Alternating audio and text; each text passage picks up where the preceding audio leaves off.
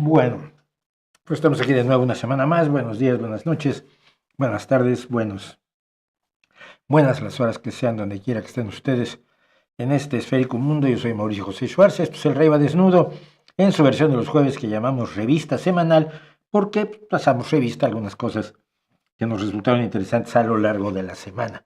Y muchísimas gracias por acompañarnos, a todos los que ya están aquí y a todos los que van a venir y que no se enterarán que les di las gracias, pero bueno, ya les cuentan ustedes. Eh, ¿Qué pasa? Pues tenemos este espacio que cierra ya su año, es el último del año. eh, y, eh, y aquí lo que hacemos es siempre cuestionar cosas, poner en duda cosas y tratar de ver las cosas distinto de cómo las ven a nuestro alrededor la gran mayoría de la gente, ¿no? Yo no sé qué tan excepcional sea este canal, creo que sí, pero ¿qué voy a decir yo si yo soy el interesado? Me gustaría saber más si ustedes consideran que este es un canal singular, o a lo mejor hay 50 iguales y además yo soy el más malo de todos, que también es posible, ¿por qué no? Pero, bueno, la idea es esa, la idea es cuestionar la realidad y verla, tratarla de ver desde otro punto de vista, tratarla de ver desde un punto de vista racional, dentro de lo posible, dentro de los racionales que los seres humanos podemos ser. Creo que lo podemos ser más de lo que creemos, pero nos gusta sentirnos víctimas, nos gusta sentirnos poca cosa. Y esto lo he visto yo en muchísimas circunstancias y ocasiones, ¿no? Gente que, lo vamos a ver hoy, para la gente que dice que la humanidad es lo peor, entonces tú eres lo peor. No, yo no, ¿cómo no? Si tú eres humano, ¿no? Entonces eres humano, eres de lo peor y así tienes que asumirte. No, yo no, yo soy buena persona, bueno, entonces igual también lo son otras personas. Estoy buscando una cosa, si me sienten que divago un poco, es que estoy buscando algo que escribí y que hoy voy a eh, querer leerles a ustedes, porque ha sido además asunto de una cosa una posición que me molestó muchísima. Como ustedes se dieron cuenta, decía repaso al 2025, lo que quiere decir que yo estoy ya absolutamente disléxico. La cuenta atrás de nuestro vídeo decía, pues repaso al 2025. Y pues, soy genial, voy a hacer el repaso del año que todavía no empieza. No, repaso al 2024, evidentemente, queríamos decir, mira para acá, Juan Sebastián. Y como el compromiso, si hay un compromiso para el 2025, y es seguir diciendo la verdad. La verdad existe. Hay cosas que son verdad, hay cosas que son mentira, hay cosas que son falsas, hay cosas que son verdaderas, reales, ciertas. Eh, y todo el rollo relativista que nos han enchufado los posmodernos, bueno, es que nada es verdad ni es mentira. Mira, pues sí es verdad. Yo estoy sentado aquí y es verdad. Y hay en este momento 126 personas viéndome, a 47 a las cuales ya hasta les gustó lo que estoy haciendo. Y esto es verdad. Y los automóviles funcionan con gasolina o con electricidad. Y esto es verdad. Y hay un montón de cosas que son verdaderas y que no me puede salir con la chorrada posmoderna de, ay, no, pues tengo dudas filosóficas. No seas payaso. Y aquí tratamos siempre de decir la verdad, incluso cuando sea incómoda, incluso cuando no me guste a mí, no tiene por qué gustarme para nada. Tengo que pedirles como siempre su apoyo. Ahora tengo una cuenta en Coffee. Me saqué una cuenta en Coffee para que me inviten un café, pero no me acuerdo cuál es. Entonces, eso es un fracaso total. No, esperen, aquí la voy a poner porque Coffee.com/Mauricio Schwartz directamente no tiene tampoco ninguna ciencia. Coffee.com/Mauricio Schwartz. Ya saben cómo escribo mi nombre, si no lo saben, pues lo resolvemos ahora inmediatamente.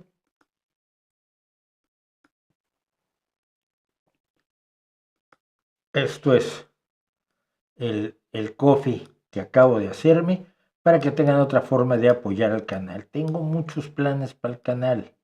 quiero hacer muchas cosas en el canal, pero pues, cuestan dinero. Y si no cuestan físicamente o inmediata o directamente dinero, cuestan tiempo. Y el tiempo, pues lo siento, pero es dinero. Es decir, yo dedico mi tiempo a mi familia y a ganarme mi condumio y mis diarios, la diaria satisfacción de mis necesidades. Y si dedico más tiempo a esto, pues necesito quitarle tiempo a otras cosas que hago y entonces necesito cubrir los gastos y I'm sorry. No, yo quisiera que no, hombre. Muchas veces lo pienso, cuando uno, porque uno fantasea, todo el mundo fantasea, el que diga que no fantasea, miente. Entonces yo fantaseo y digo, ya, me saco la lotería. Y entonces, ¿con cuánto? Pues con 8 millones. El Estado se queda con 4 de impuestos, para empezar me quedan 4 millones.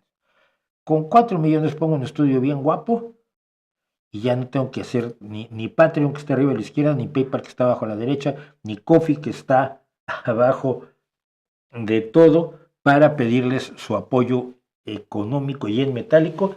En Patreon pues una vez al mes y en PayPal y en Coffee pues por una sola ocasión. Ahí pueden ustedes ayudar a que el canal siga adelante. Vamos a ver, el día de ayer hablé de a ver, no, el día de ayer hablé, el día de ayer publiqué esto, que fue una entrevista que me hicieron en noviembre en una estación de radio de la Universidad Iberoamericana de México. La Universidad Iberoamericana es una escuela, es una universidad privada, donde por cierto mi hija acabó estudiando psicología después de aguantar un año la huelga, la última huelga que se les ocurrió a los ingenios de la UNAM. Estudiaba ciencias biomédicas, pero pues acabó estudiando psicología porque no había dónde estudiar ciencias biomédicas y eso lo tenían tomado los señores que estaban haciendo la revolución. ¿Qué tal le salió, por cierto? Ah, que no la hicieron. Bueno, pues así es, pero le desgraciaron la vida a un montón de gente, profesores y alumnos. Y mi hija estudió en la Iberoamericana, entonces me hablaron de la Ibero, que si hablaba yo sobre pseudomedicina, sobre todo cómo son las personas, qué proponen o qué ofrecen las personas que engañan con curas mágicas, con curas imposibles, y cómo identificarlas, cómo darse uno cuenta de que le están contando una milonga. Entonces lo estuve hablando y decidí lo que siempre pasa. Estas cosas son para el pequeño público que tiene la estación de radio o la estación de televisión o el canal del que se trate. Y entonces darle un poco más de difusión a través de este canal. Entonces la grabación de radio la pasamos a ser parte de este canal, la publicamos el día de ayer y creo que es interesante porque ya son cosas de las que he hablado muchas veces, pero mucha gente no las ha oído. Y esa es la razón por la que a veces hay que repetir constantemente el mensaje. Yo tuve un director de revista de revistas, Enrique Lubet, que decía que podíamos hacer simplemente revistas para 5 años y al terminar los 5 años, pues volvíamos a publicar la primera. Hacíamos una revista muy familiar, una revista de temática general, no era una revista noticiosa, revista de revistas, que fue en realidad el origen del periódico Excelsior. Y entonces él decía, porque a los 5 años ya cambió nuestro público y los que vienen no saben lo que pasaba antes. Yo hablaba con Mulet antes de empezar ahora de lo que teníamos que comentar el día de hoy, de lo que conviene comentar el día de hoy, y dice, pero es que esto lo estaba resuelto hace 10 años, pues sí, pero los jóvenes que tienen hoy 25, pues no se enteraron hace 10 años de que el tema de los transgénicos estaba resuelto, entonces vienen con los argumentos de hace 10 y 15 y 20 años y hay que volvérselos a explicar. Es aburridísimo o es a veces muy desalentador quizás o para algunas personas, pero yo creo que es fundamental volver a lo mismo, ¿no? Repetir lo mismo y es lo que hago yo aquí en este tema de pseudomedicina y de cómo la gente nos ofrece cosas que no nos puede dar y cómo la gente cree cosas que son imposibles. A mí siempre, la que siempre me ha dejado a mí muy preocupado es la que le dicen, es que la cura contra el cáncer la escondió una farmacéutica que la tiene allí. Mató o le pagó mucho dinero al que lo inventó. Ahorita gente que cree que la ciencia se hace en el garaje todavía, ¿no? En la cochera. Y entonces se mató al que lo inventó y se lo robó o se le pagó un montón de dinero y la tiene guardada en una caja fuerte la cura para el cáncer. Y dices, ¿tú podría haber alguien tan tonto que hiciera eso? En vez de estarse enriqueciendo con la cura contra el cáncer. porque hay muchísimos cánceres que son incurables y que si ahora los curaras, pues la gente sería feliz, te haría un monumento en cada esquina y aparte pues tendrías la posibilidad de salvar no solo a todos los que tienen cáncer hoy, sino a todos los que van a tener cáncer mañana, pasado mañana, el año que viene, dentro de 5 años, etcétera, etcétera. ¿Quién haría eso? No, mira, si yo anuncio que tengo la cura contra el cáncer, va a haber una fila de inversionistas afuera de mi casa para ofrecerme millones, casas, coches, gloria, fama, eh, sexo, violencia y drogas a cambio de comprarme mi cura contra el cáncer. Pero a la gente le resulta muy fácil creer en estas conspiranoias. Y hoy en los comentarios totalitarios, mira, qué bonito nombre quedó ese. En los comentarios totalitarios tenemos algunos de esos, por cierto. ¿Qué piensa el bachillerato internacional? Yo creo que es una excelente opción. Quien lo pueda hacer, que lo haga, evidentemente. Nada que te cierre puertas es malo, nada que te abra puertas. Digo, nada que te cierre puertas es bueno y nada que te abra puertas es malo. Luego, cosas que sabemos. Hay una cosa de la que hemos hablado, se ha hablado muchísimo, pero siempre es bueno regresar. En el siglo XIII-XIV, en la Europa medieval, una plaga procedente de Asia diezmó, más que diezmó, dividió a la mitad la población, mató a entre una tercera parte y una mitad de la población europea la peste negra, la muerte negra, la peste bubónica, que cambió radicalmente la sociedad medieval y abrió incluso, según algunos, y tienen visiones lógicas o argumentos lógicos para sustentarlo, abrió las puertas a la, eh, a la revolución científica, a la ilustración, al cambio de toda la visión que tenía el ser humano sobre su realidad y que estaba vigente la cúspide del medievo. Entonces tenemos cosas que sabemos hoy dedicado a la muerte negra, a la peste negra, a la peste bubónica, cómo, de dónde vino, cómo se desarrolló y qué productos tuvo. Y pues dicho todo eso, vamos a hablar, a ver un poco qué me están diciendo. Que busque a Shoka Okubo, cantante, guitarrista y baterista japonesa, la buscaré. ¿Qué piensas de Terry Pratchett? No fui muy lector de Terry Pratchett, fíjate. Sé que era una excelente persona, eso sí lo sé porque conozco gente que lo conoció, pero nunca fui lector de Terry Pratchett y parece que me he perdido de algo, ¿eh? Que me dicen, ¿cómo ves el nuevo ingreso de Cuba al BRICS? Yo no sabía que Cuba había ingresado al BRICS. ¿Qué va a hacer? Es que no tiene nada que vender. Tiene mucho que comprar, pero no tiene dinero para comprarlo. A mí el BRICS me sigue pareciendo una estratagema fundamentalmente rusa, donde China quiere ver qué saca, y los demás están allí porque vamos a jugar al antiimperialismo, vamos a jugar al anti-Estados Unidos y vamos a jugar a hacer una moneda mejor, ¿no? Y sí que nos encabece Rusia, cuyo rublo en este momento se está cayendo, pero vamos, en picado, como si fuera uno de estos aviones que tiran los aliados de Putin. Ayer Chechenia, al parecer, tiró un avión kazajo. Eh, de- Primero se dijo que había habido una explosión, luego se había dicho que era un problema interno del avión, que había chocado con una bandada de patos. Pobres patos les echan la culpa de todo. Pero no, hay vídeos dentro del avión donde la explosión es previa, donde es evidente, y el fuselaje está cubierto de metralla, está cosido pues con metralla, y pues parece que los chicos de Jadirov, el tirano de Chechenia, consideraron que era un dron ucraniano, y derribaron este avión con muerte de 30 y tantas, 40 personas, lamentabilísimo completamente.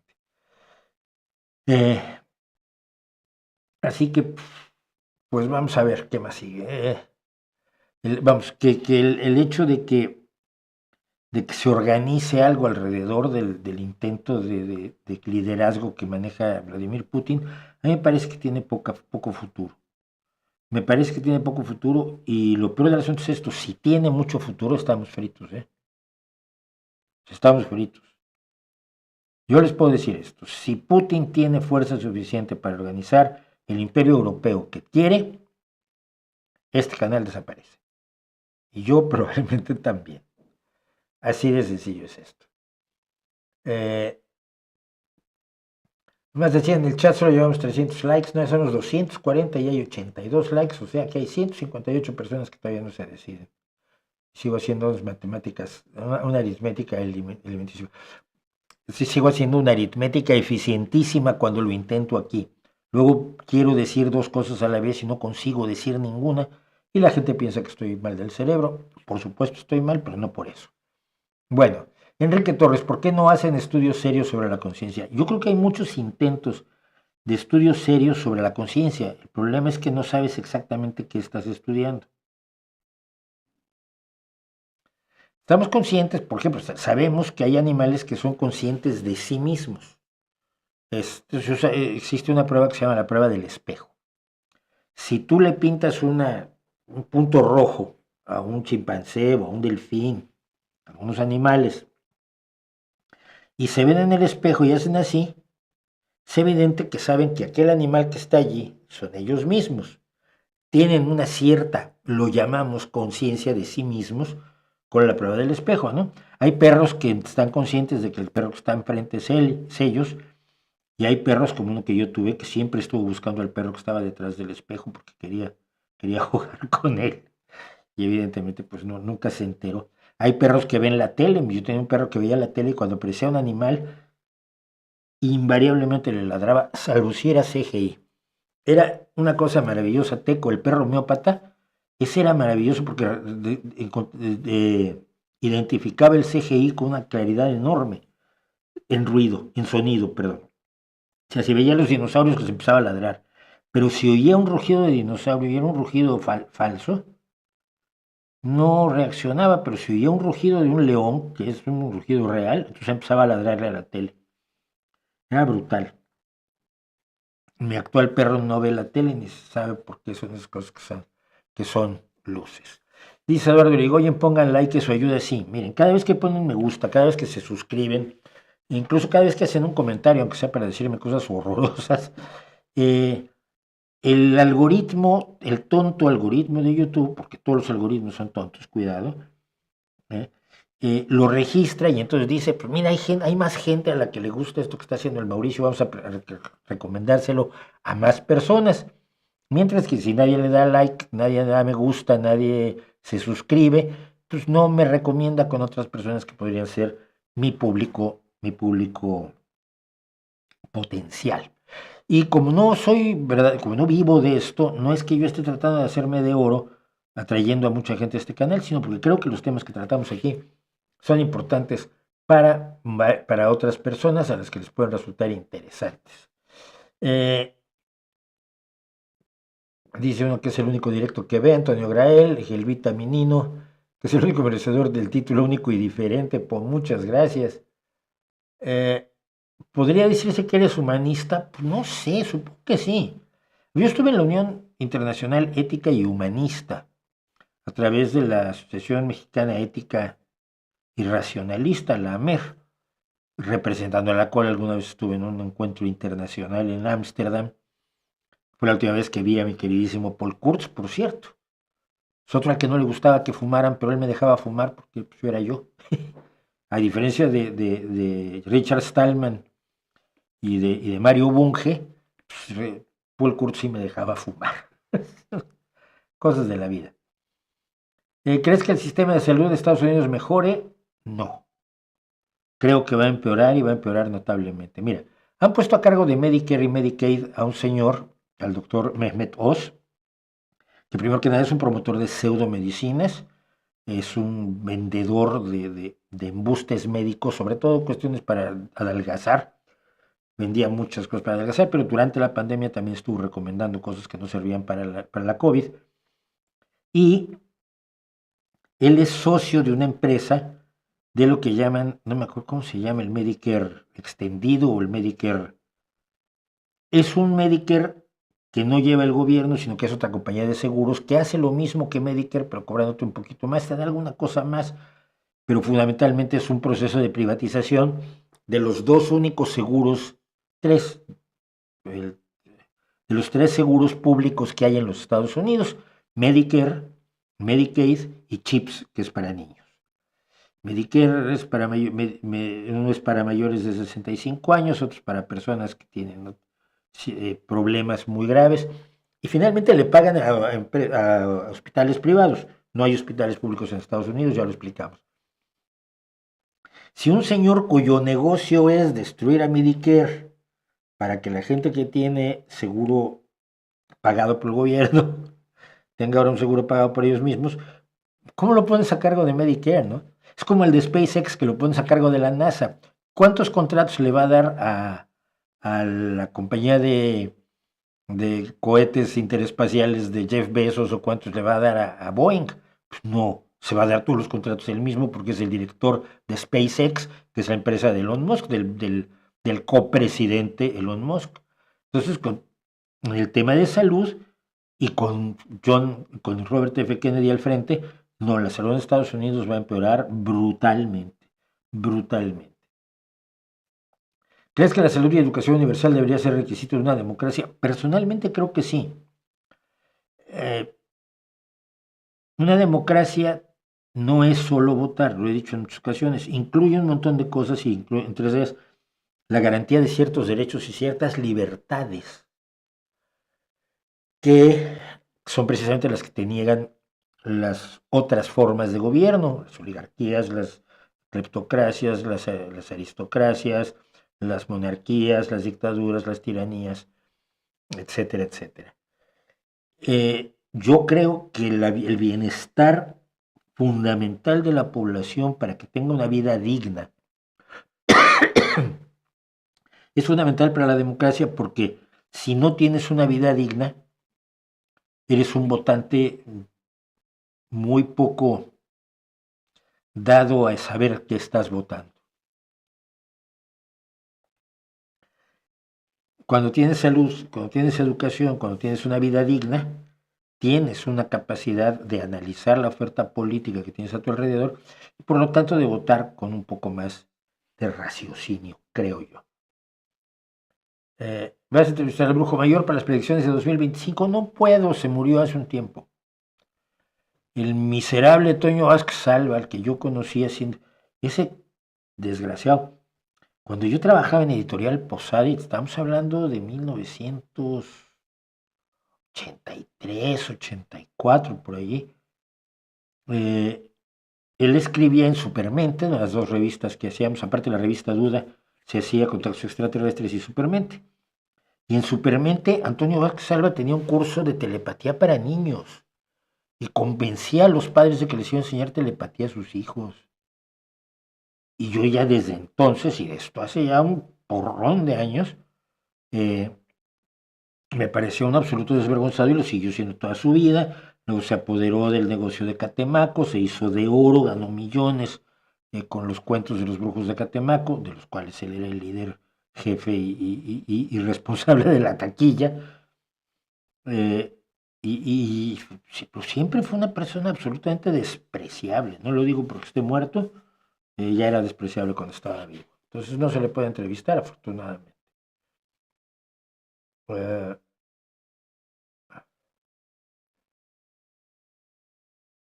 Preparándome para el 2025. Yo no, con esta opinión sobre el clásico Qué bello es vivir de Frank Capra, a mí, apartando el tema religioso, me encanta el final tan utópico de todo el mundo apoyando a James Stewart. A ver, hay una visión, obviamente, idílica del capitalismo, que en algunos momentos puede ser cierta, pero que en general no lo es, y que bello es vivir es finalmente la visión idílica del capitalismo, donde, pues, hombre, toda la gente mete su dinero en una institución de ahorros, y esa institución de ahorros utiliza el dinero para hacer préstamos para pequeñas empresas y tienditas y hipotecas y cosas por el estilo.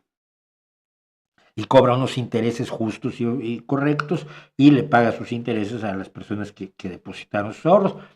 Entonces está muy bien, hasta puede funcionar, salvo cuando llegan la desregulación, cuando nadie los vigila y entonces de varias instituciones de esas que tienes, pues algunas son tomadas por pillos porque porque les das la oportunidad de robar y cuando hay una oportunidad de robar, no es que la gente normal vaya y robe, habrá casos, pero es que los pillos dicen, mira, ya hay negocio, vamos a tomar eso por asalto.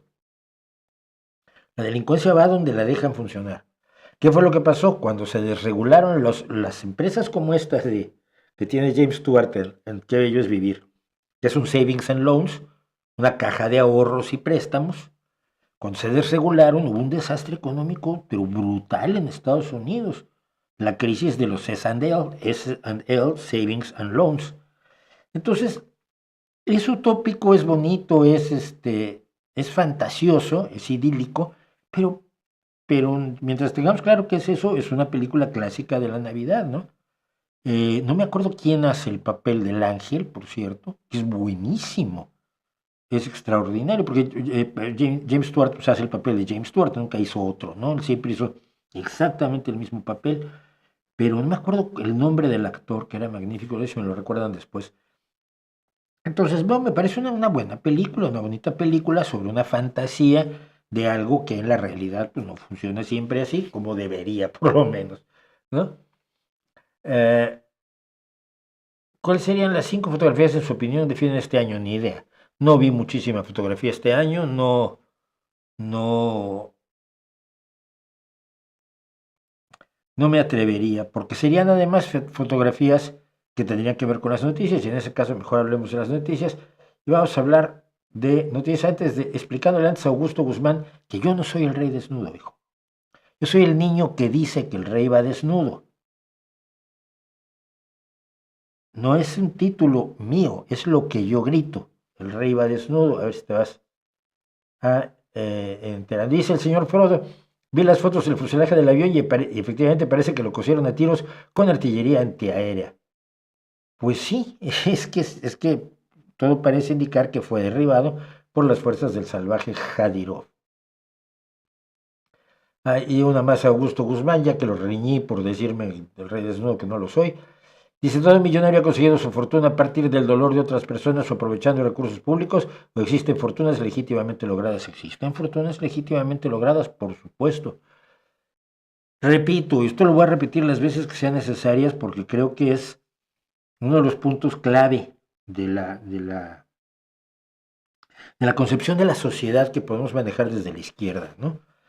Yo conozco una gran parte de la izquierda, sobre todo la izquierda revolucionaria, la izquierda leninista, cuyo motor es el odio al rico, cuyo motor es el odio al poderoso, cuyo motor es el odio al capitalista, cuyo motor es el odio al que tiene. No, sin una visión crítica ni analítica ni sin matices de por qué esa persona está donde está, ¿no? Yo francamente pues, no voy a odiar a Messi porque tiene muchos millones, porque siento que se los ha ganado todos y porque me provoca una enorme alegría todavía verlo jugar, ¿no? O lo que ha logrado Caitlin Clark, que por cierto vamos a hablar de ella un poco hoy. Yo creo que hay gente que con sus ideas, con sus desarrollos, ha logrado fortunas magníficas si no tengo ningún problema. Yo no tengo ningún problema salvo con los ladrones. Mi problema es con los que ganan poco. O sea, no es que yo odie a los ricos, es que yo me interesa querer ayudar a los pobres, me interesan los pobres. Quiero que los pobres dejen de ser pobres. Y como ya lo he dicho en muchas ocasiones, repartir el dinero de los ricos no elimina la pobreza. El asunto es un poco más complicado que eso. Entonces yo siento que hay una izquierda que odia más al rico de lo que sabe amar al pobre. Que, por lo tanto, sabe destruir, obtiene por lo menos un plan de cómo destruir el sistema actual, pero no tiene puta idea de cómo construir un sistema mejor. Esto lo decía, por cierto, la madre del asesino de Trotsky, la madre de ahora me acuerdo, de Mario Ramón Mercader del Río, o del Río Mercader, del Río Mercader, de Mario Ramón del Río Mercader, ella decía que ella servía para destruir al capitalismo, pero no para construir el comunismo. Entonces, pues haber sido stalinista y haber formado a su hijo para que fuera una herramienta, un arma de Joseph Stalin, que finalmente lo fue, llegando a asesinar a Trotsky en México en 1940, me parece que fue.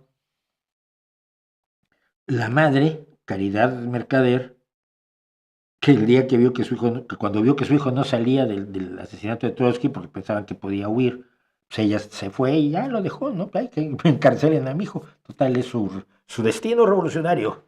Pero Caridad Mercader vivía en París como princesa después de eso. Mientras su hijo se cocinaba en la cárcel de Lecumberri en México, ella vivía en París como princesa porque sabía destruir, sabía cómo destruir el capitalismo, pero no cómo construir el comunismo, ¿no?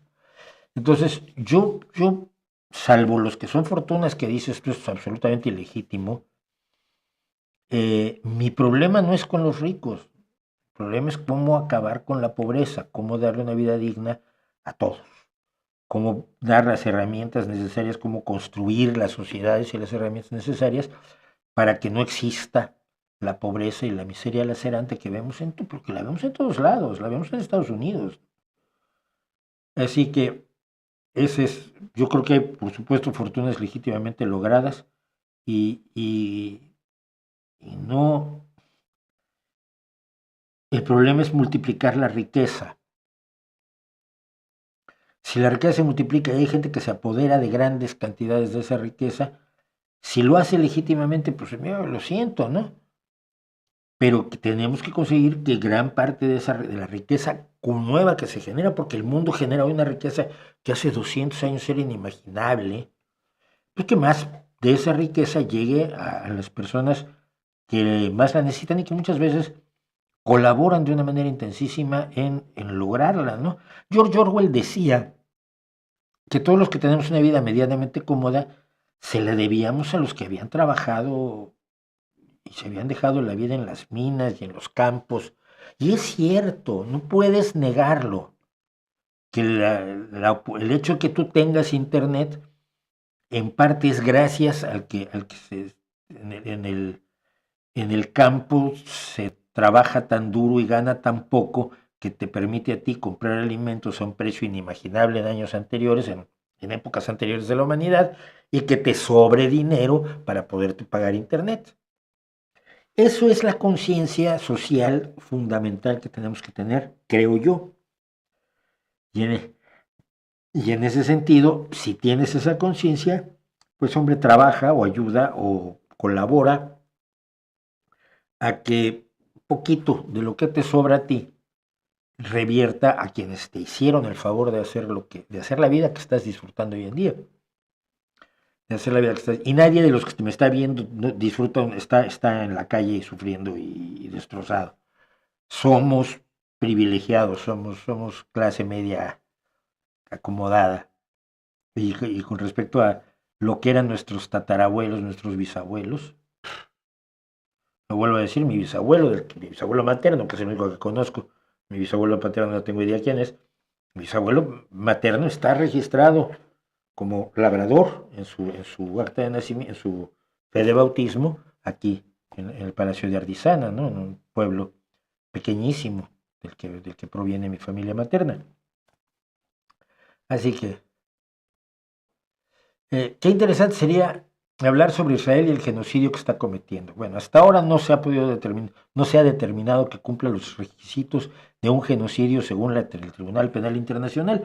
Así que, por favor, si mientras el Tribunal Penal Internacional no lo diga, confórmate con decir que son crímenes de guerra, que son claramente crímenes de guerra, crímenes contra la humanidad, que son claramente crímenes contra la humanidad. Ahora, en estas fechas tan señaladas, estamos hablando de esto desde noviembre de 2023. Estamos a 13 meses en los que hemos hablado constantemente de esto. Que esto ha estado en todos los medios de comunicación en primera plana durante 13 meses. Y se ha presionado a los gobiernos para que realmente presionen al gobierno de Israel. Pues no. Hemos hablado, hay que concienciar a la gente sobre lo que está haciendo Israel en Gaza. Usted, tío, no. Estamos perfectamente conscientes, creo. Creo que todos estamos lo suficientemente conscientes de lo que está haciendo Israel en Gaza. Lo que necesitamos es encontrar la forma de pararlo, con manifestaciones y con firma aquí para que Israel deje de matar niños en Gaza. Es una trampa, es un embuste, es hasta obsceno que la gente te haga eso. Firma aquí para terminar con el genocidio. No es un genocidio, probablemente sea no, identificado como tal en un momento dado, pero hasta este momento no lo ha sido. Y es una palabra que se inventó en el seno de la ONU, referida precisamente al genocidio armenio, genocidio que los jóvenes turcos hicieron contra el pueblo armenio, eh, y no avanzamos. Si le llamamos genocidio, vamos a entrar en este debate. Si le llamamos crímenes contra la humanidad o crímenes de guerra, seguimos exactamente en las mismas. No hay mecanismos para pararlo. Y la gente se siente muy satisfecha, y esto sí me indigna enormemente, al difundirlo. Yo ya estoy haciendo mi parte porque todos los días pongo una foto de un niño destrozado en Twitter. Que sí, obviamente, evidentemente es desgarrador, pero ¿qué logra? Se sienten muy satisfechos porque protestan, porque publican la foto del niño destrozado todos los días en Twitter. Conozco gente que lo hace diario desde noviembre de 2023, desde que comenzó la operación de, de Israel, y sin quitarle para nada el horror a lo que ocurrió el 7 de octubre a cargo de los terroristas infectos, brutales e inhumanos de Hamas, primero que nada. Pero la gente está muy contenta denunciando y no sirve de nada. Son pequeñas Gretas Thunberg de Gaza ahora. Pero es que está muriendo mucha gente en Gaza. Sí. ¿Y cómo paramos Israel? Que es la pregunta. Porque es muy curioso que los mismos que más desean con lo de Gaza, como si hubiera necesidad pues de sacarlo más a la luz, creo que está totalmente a la luz, desgarradoramente a la luz, son los mismos que que señalan, son los que señalan a Israel diciendo deberían parar la masacre. Por supuesto que deberían parar la masacre, pero ellos en Ucrania no le dicen a Putin que debería parar la masacre, que continúa. Y tampoco le dicen, mientras le dicen a Ucrania que se rindan, no le están diciendo a los gazatíes que se rindan. Son hipócritas. Entonces, hablar de eso es hablar, y hablemos de una organización que pueda presionar a los legisladores europeos para conseguir que tomen acciones efectivas en contra de Israel, no del pueblo israelí, porque el asuntito aquel el boicot, que también a muchos los tiene muy satisfechos. Hicimos un boicot económico contra Israel. Mira, a los israelíes francamente no los has afectado, a la gente común y corriente, muchos de los cuales están en contra de la guerra, pero tampoco has afectado a Netanyahu. Es onanismo político, en serio. Entonces, ¿qué medidas? ¿Cómo trabajamos para que haya medidas que se puedan tomar que efectivamente controlen las ansias de conquista y de destrucción sanguinaria del pueblo palestino que está llevando a cabo Netanyahu y su gabinete concretamente, ¿no? Eso sí, de eso sí hablamos. De repetir lo mismo de antes, no creo que tenga ningún sentido. Bueno, yo quería contarles una pequeña historia. No sé si conocen a Keiko Pérez. ¿Conocen el caso de Keiko? Después de este cuento vamos a hablar de Keiko, la Keiko que no era Pérez, pero vamos a hablar de Keiko Pérez. Y vamos a fingir que ella es o era Keiko Pérez. Pues, nada más por ponerle así como una cierta corporeidad física para que no sea solamente una entelequia, ¿no? Entonces vamos a contar la historia de Keiko Pérez. Miren, había una vez una chica que se llamaba Keiko Pérez, pero una tipa bastante común. Tenía una pareja, la que quería, un par de hijos y un perro que le ladraba a todo lo que se movía. Vivían en un piso no muy grande, en una ciudad tampoco muy grande, en algún lugar de este redondo planeta. Keiko Pérez, tenía un pequeño auto, un empleo que le gustaba razonablemente como asistente sanitaria en una clínica de la salud pública, yoga martes y jueves, afición por la lectura y las series de ciencia ficción y de true crime, como le dicen ahora, a las series de documentales sobre delitos. Podría contar mucho más sobre Keiko Pérez, pero ustedes se la imaginan. Se compra la ropa a veces en Shein, sale a cenar con su marido cuando los abuelos se pueden hacer cargo de los niños, les gusta ir al campo todos juntos, los niños juegan algún deporte, que luego hace que hay que llevar los entrenamientos y a partidos y todo esto.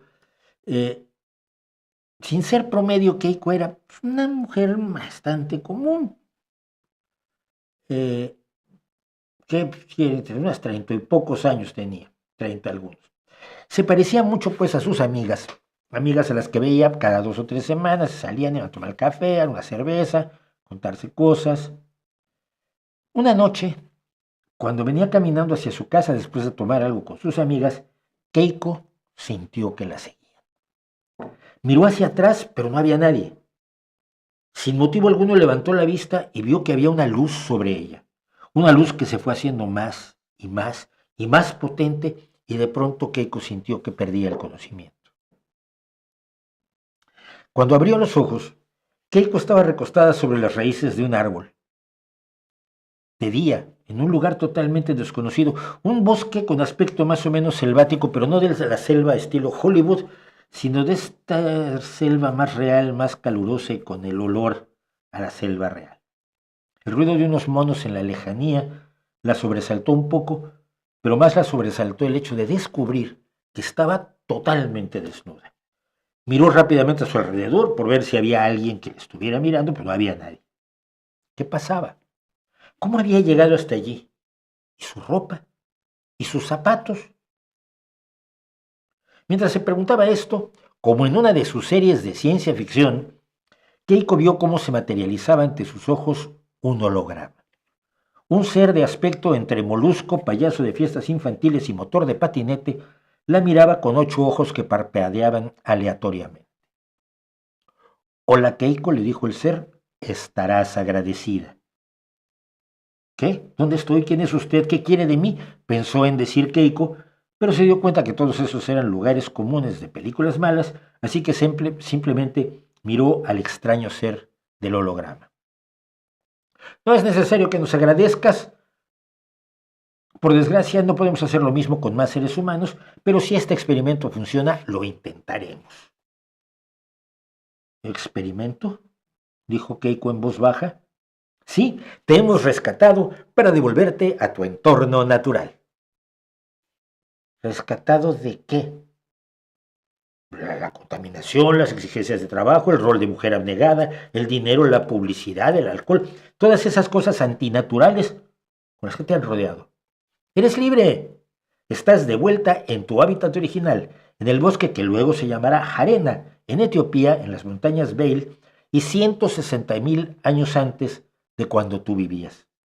En tu mundo propio, natural, originario, donde puedes realizarte por completo sin las presiones de una vida contraria a todo lo que tú eres en ti misma. Serás muy feliz, puedes cazar, puedes recolectar, quizás encontrar otros seres humanos y hacer un clan. Tienes todo el mundo a tu alcance. Yo no quiero. Keiko no podía decir demasiado.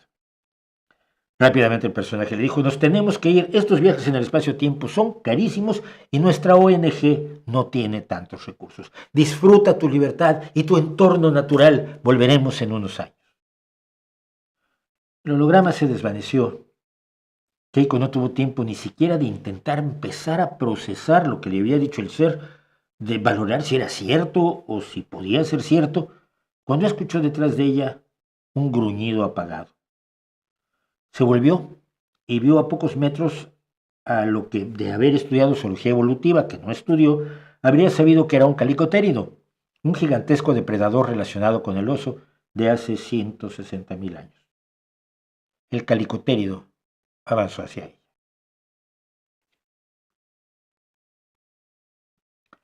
Y ese es el fin, pues, de la historia de Keiko Pérez. Y está evidentemente basado en la historia de Keiko, aquella ballena, aquella orca o ballena asesina mexicana, no mexicana, capturada y llevada a México, donde estaba en un parque de atracciones, donde había sido domesticada, donde se le había entrenado a hacer una serie de trucos, donde los niños la adoraban y que fue reclutada para hacer el papel de Willy en Free Willy, la película esta de Liberen a Willy, que algunas personas que no tenían mucha idea de separar la fantasía de la realidad, decidieron que había que hacer realidad liberando a Keiko.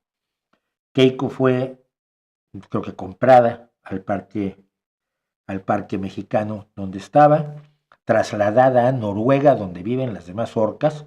México es un país tropical, como ustedes saben, y arrojada pues al mar para que fuera feliz, ¿no? Keiko nadó una vez con orcas en 5 años. Los que la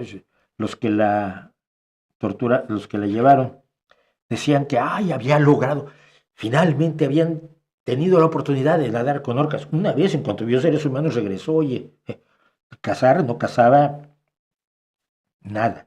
Fue alimentada durante 5 años, estuvo buscando la compañía de los seres humanos, no se separó mucho de las costas y finalmente murió de neumonía.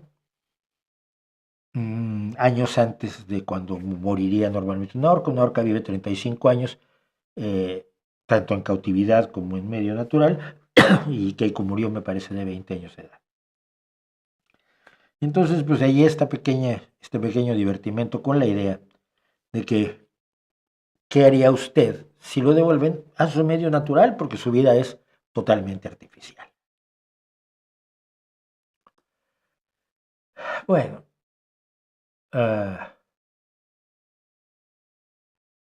canciones favoritas de Leonard Cohen.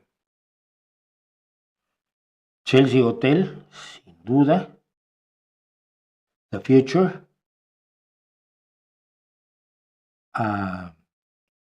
Bird on a Wire. Suzanne. Closing Time. Aleluya. Sisters of Mercy. Una enorme canción. Y seguramente se me olvidan otras, pero son las primeras de las que me acuerdo. Leonard Cohen lo conozco yo en la casa de una compañera de la escuela que era novia de un amigo mío, y ella me encantaba. Entonces vivía yo con ese horror de estar enamorado de la novia de tu amigo. Era patético. Y me acuerdo del disco Songs of Leonard Cohen. La primera vez que oí Bird on a Wire fue, ¿qué es esto? Primero que nada usaba una guitarra acústica y yo estaba metido en el rock. Segundo, tenía voz de bajo. Y yo vivía con puros cantantes que eran tenores en el rock y que cantaban agudísimo y además cantaban en falsete. Y yo me veía a mí con esta voz, que es la voz que realmente tengo cuando no hablo nasalmente. Me veía yo con esta voz y decía, ¿dónde voy yo cantando rock? Estaba yo frito. Y me enloqueció escuchar Suzanne y Bird on a Wire, que son de ese disco, me parece. Y años después, pues todas las demás. Probablemente el disco que más me gusta del sea The Future. Democracy, es que Democracy es una canción pues, absolutamente delirante, ¿no? Sus rollos místicos me emocionaban menos, ¿no? Pero esas serían mis canciones. A ver si alguien las anotó, porque yo mañana voy a decir que son otros. Se queda con algo del ecologismo, todos los colectivos no son iguales. Me quedo con muy poco. Me quedo con lo que dicen los ecologistas. O sea, no, los ecólogos, los señores que estudian ecología, son biólogos, estudian las relaciones entre las distintas poblaciones de seres vivos en su entorno natural y nos recomiendan qué hacer para conservar el medio ambiente, para conservar las especies, para crear o ayudar a crear una realidad sostenible. Con ellos me quedo. Las organizaciones ecologistas, ninguna. Entonces, ¿por qué? porque casi ninguna de ellas tiene ni idea de ciencia, casi ninguna de ellas tiene biólogos, lo que tiene son activistas que tienen creencias y dogmas, y esas creencias y dogmas tienen sus problemas. A veces te llevan a prohibir el arroz dorado y matar a millones de niños en Asia, como ha hecho Greenpeace. A veces te llevan a dispararles a los japoneses que cazan ballenas legalmente en las aguas territoriales donde tienen derecho a cazar ballenas. Puede no gustarte que cacen ballenas, pues no te da derecho a dispararles. Puedes destruir campos transgénicos, puedes joderle la vida a muchísimas personas porque la naturaleza es más importante que los seres humanos, que finalmente es una creencia muy, muy arraigada. Puedes ir en contra de la energía nuclear, aunque la necesitemos brutalmente, y así sucesivamente. Y te estoy hablando de los que yo conozco: Ecologistas en Acción, Greenpeace, el de las ballenas que ahora está encarcelado, Watson, y otros. No me impresionan, porque no tienen datos, tienen solamente relatos. Habrá algunos que no, pero no me he topado con ellos. ¿Podrá Trump anexar Panamá y Groenlandia? No lo creo, salvo que entre con tropas. Salvo que entre con tropas. Va por los 153,000 suscriptores. ¿Quién va por los 153,000 suscriptores? Yo no. Te voy a decir por qué no, porque tengo 213,100 suscriptores a fecha de este momento.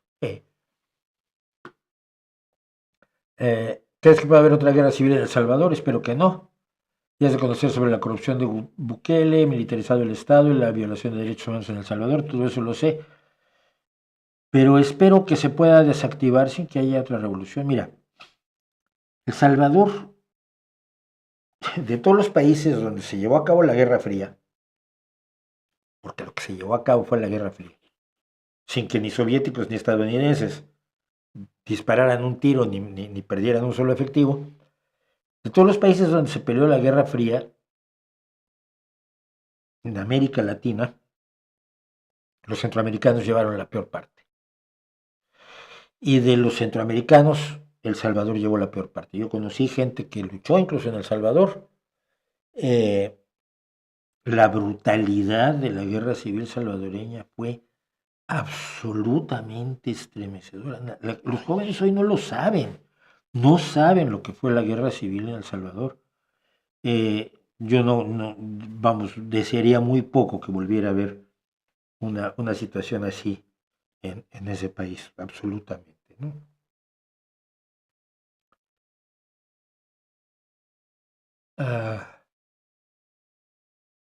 ¿Podrías hablar de Úrsula K. Le Guin? No mucho, porque no la leí mucho, nunca me entusiasmó. Intenté leer La mano izquierda de la oscuridad y me aburrí 3 veces. A la tercera dije, mira, hay escrituras que no son para mí, por buenos que sean. Y Doña Úrsula creo que es una de ellas. ¿Me gustan las películas navideñas? No. Ni las películas ni la música navideña. Me gustan las luces navideñas. Y me gusta cenar con la familia y ese tipo de cosas. Bueno.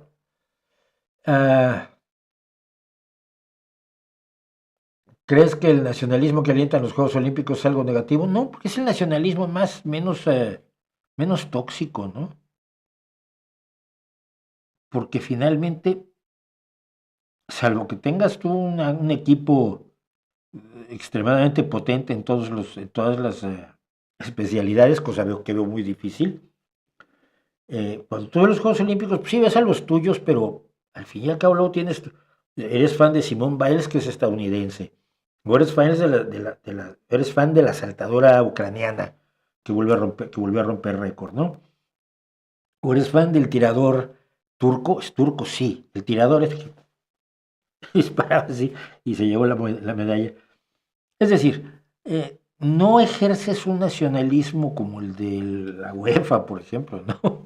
O el de el Mundial de Fútbol, donde los hooligans vienen a matar a los del otro equipo. No se presenta eso en los Juegos Olímpicos, entonces no creo que sea tan tóxico, la verdad.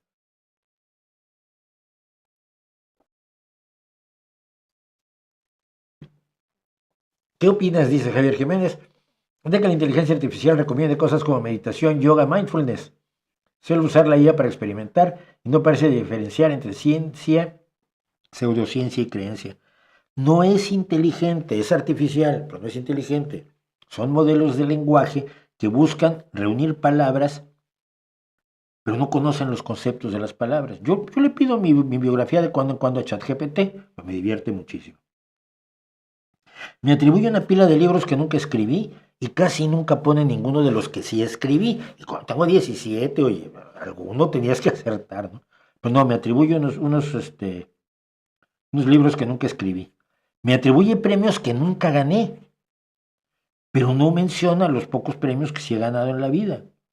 Eh, Me atribuye haber escrito en medios de comunicación en los que jamás escribí, pero no menciona los medios donde sí escribí muchísimos años. En Excelsior estuve más de 10 años, en el Universal estuve 10 años, en Revista de Revistas también estuve casi 10 años. Los medios en los que ahora en el Correo estuve 18 años haciendo la página de ciencia, y eso no lo menciona, porque no tiene idea, está juntando palabras de acuerdo a los modelos de secuenciación de palabras con los que se le ha entrenado, pero no conoce los conceptos ni la idea de verdad o no verdad que tienen las palabras que está hilando, como ensartando en un collar, ¿no? Yo creo que esa es una de las cuestiones del 2024 de las que podríamos reírnos un poco. Bien, vamos a pasar por algunas cuestiones, ¿no? En Estados Unidos pasamos por unas elecciones que nos van a llevar a todo lo que parece indicar una dictadura oligárquica del nivel más intelectual y moralmente bajo, ¿no? Generalmente las personas seleccionadas por Donald Trump son personas que tienen problemas morales gravísimos. El tipo que había nominado para el FBI, me parece, Gates, ayer o anteayer salió la investigación que hizo la Cámara de Diputados de Estados Unidos sobre él, el Congreso de los Diputados, y bueno, el tipo ha pagado prostitutas menores de edad, ha cometido lo que se llama violación estatutaria en Estados Unidos, es decir, estupro. Tener relaciones como adulto con una menor de edad.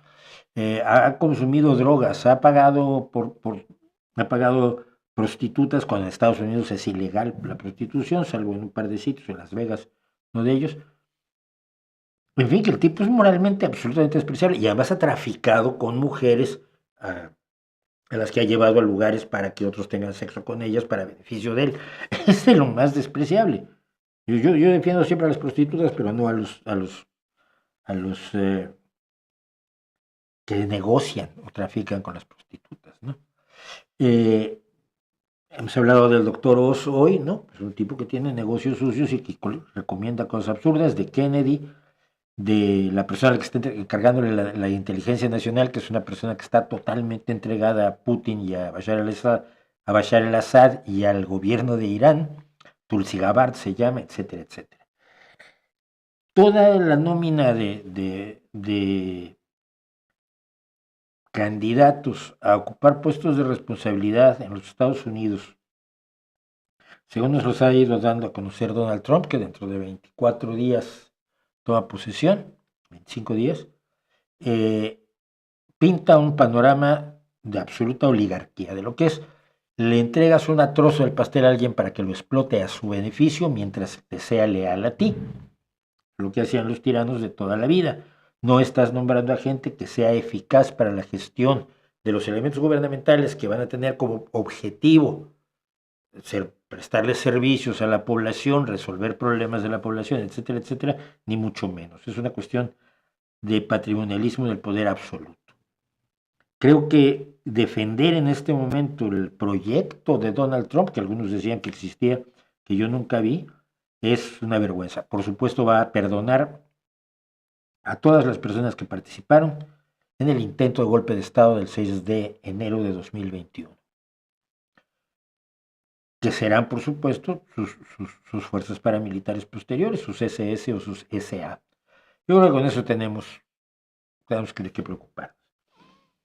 ¿Qué más nos dio el 2025? Claudia Sheinbaum como presidenta, que sin ningún atributo que merezca que sea elegida como presidenta, salvo que la ha lanzado López Obrador, el rey del populismo, cuya figura fue suficiente para conseguir que se votara a Claudia Sheinbaum, una absoluta desconocida, una persona sin proyecto, una persona sin imagen, una persona sin ningún historial trascendente, salvo porque se ha escaqueado, se ha salido, ha hurtado el cuerpo a cuestiones que, estando bajo su responsabilidad, costaron vidas, como los accidentes en el metro en México. Esto es el triunfo, por supuesto, del sector más de la izquierda revolucionaria en México, de la izquierda leninista, porque primero que nada ella pertenece a esta izquierda, pero por otro lado pertenece a ella como un elemento no precisamente decisorio, sino se le siente y se le ve como alguien que está haciendo lo que un grupo de personas determinadas que conforman su camarilla inmediata están proponiendo, sugiriendo o estableciendo como el camino correcto para México, ¿no? A mí eso me preocupó. De Gaza no voy a hablar más, pero hemos hablado ampliamente de Gaza y de la barbarie que está cometiendo Israel sin que nadie lo pare. ¿Qué más? Rusia ha seguido su ataque contra Ucrania, asesinó a un montón de opositores. Sabes que las ventanas son uno de los peligros más grandes en Rusia. Si eres medianamente importante, no te acerques a una ventana.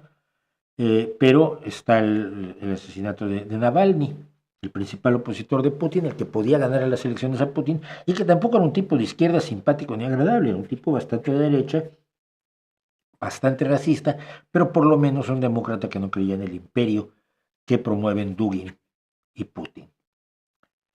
De las cosas memorables quizás que a mí me parecieron incluso dramáticas está la apertura de los Juegos Olímpicos de París. A mí los Juegos Olímpicos de París me encantaron.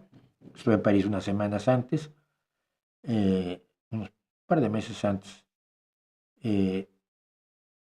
y el tema de la ceremonia de inauguración con aquel banquete de los dioses griegos que decidieron que era la última cena y que decidieron que era una última cena gay y que decidieron que era una ofensa, me pareció muy revelador de la polarización que estamos viviendo, ¿no? Yo lo toqué en varias ocasiones y bueno, me insultaron hasta cansarse. No es cierto, sí era la última cena. Oye, no, es que mira, el diseñador dice, y si ves tú, pues sí son los dioses griegos, y mira, aquí está el dibujo, la pintura de la cena de la bacanal de los dioses griegos, donde incluso algunos están en pose, algunos de los de París pues están en la pose que tienen estos en ahí está la pintura. No, era la última cena. Y se pusieron como locos, pues, si quieres que sea la última cena, lo quieres pasar mal allá tú. Creo que fue un escándalo tan absolutamente artificial e irrelevante que llamó la atención. Creo que los Juegos de París fueron magníficos en todo sentido. De lo que me estabas mencionando ahora, el hype de la inteligencia artificial. Este año hemos sufrido una sobredosis de presunta inteligencia artificial que yo no alcanzo a entender. Todo tiene inteligencia artificial. A cualquier algoritmo hoy se le llama inteligencia artificial porque vende. ¿Es inteligencia artificial? Mira, en la mayoría de los casos ni siquiera lo es. Son algoritmos simples y sencillos. ¿Qué es un algoritmo? Preguntarán algunos. Un algoritmo es una receta para hacer las cosas. Tomas esto, luego haces esto, y sacas esto. Cualquier receta de programación, matemática, aritmética, incluso cualquier manual de cómo limpiar o cómo hacer camas para quien entra a trabajar en un hotel y va a hacer camas, y hay procedimientos de cómo meter los cojines en las fundas para ser más eficaz y cómo tienen que quedar las sábanas. Y todo eso es una secuencia, así es un algoritmo. Es un algoritmo. Empiezas con una cama que está deshecha con las sábanas por allá, el colchón por allá, los cojines sin fundas, y cuando aplicas el algoritmo, pues tienes la cama hecha. Pero la inteligencia artificial ha sido un exceso de, de exaltación de lo que no está allí, de lo que no está allí. Y por otro lado, por supuesto, el mundo maravilloso de los que tienen miedo a todo o viven de vender el miedo a todo y que nos han dicho que la inteligencia artificial nos va a comer todo, nos va a comer la tostada y vamos a ser sus siervos y, y Skynet está a la vuelta de la esquina. Siempre me ha quedado la idea de que la gente que nos advierte en contra de la inteligencia artificial, quizás con esto, no sé qué más comentar de las cosas que pasaron. La Dana, pues sí, la Dana acaba de ocurrir y el desastre de Boeing, no, el caso de Didi, que es terrible, pero yo me quedaría en la inteligencia artificial por una razón, mira. Todas las personas que nos advierten, lo que nos han advertido en 2024, los horrores que se aproximan con la inteligencia artificial, uy, qué miedo. Y hay gente que yo conozco y a la que aprecio además que lo anda en eso. Uy, la inteligencia artificial, uy, el algoritmo. Te voy a explicar. ¿Qué es lo que dicen? Bueno, que se van a apoderar del mundo. ¿Por qué? Creo que nos hemos metido demasiado en la idea de que el agregado de elementos de cómputo, de informática o de neuronas produce la conciencia como tal. Y esto es ya de cómic, ¿no? O sea, un ser, a una computadora, a un ser, a un ordenador, a un robot, le agrega suficientes componentes neurales, de pronto despierta y dice, yo soy Pepe Pérez y quiero comer cerezas. Yo creo que lo que sabemos de nuestra biología es un poco distinto. Lo que sabemos es que primero queríamos comer cerezas, ya luego desarrollamos la conciencia. Creo que el proceso de desear es un proceso que comienza a nivel unicelular. De alguna forma puedes decir que una pequeña, una bacteria, no una bacteria, un organismo unicelular que se aproxima a una partícula alimenticia y la engloba, expresó el deseo de comer, tenía la necesidad, de alguna forma, se impulsaba aquello que le estaba haciendo falta.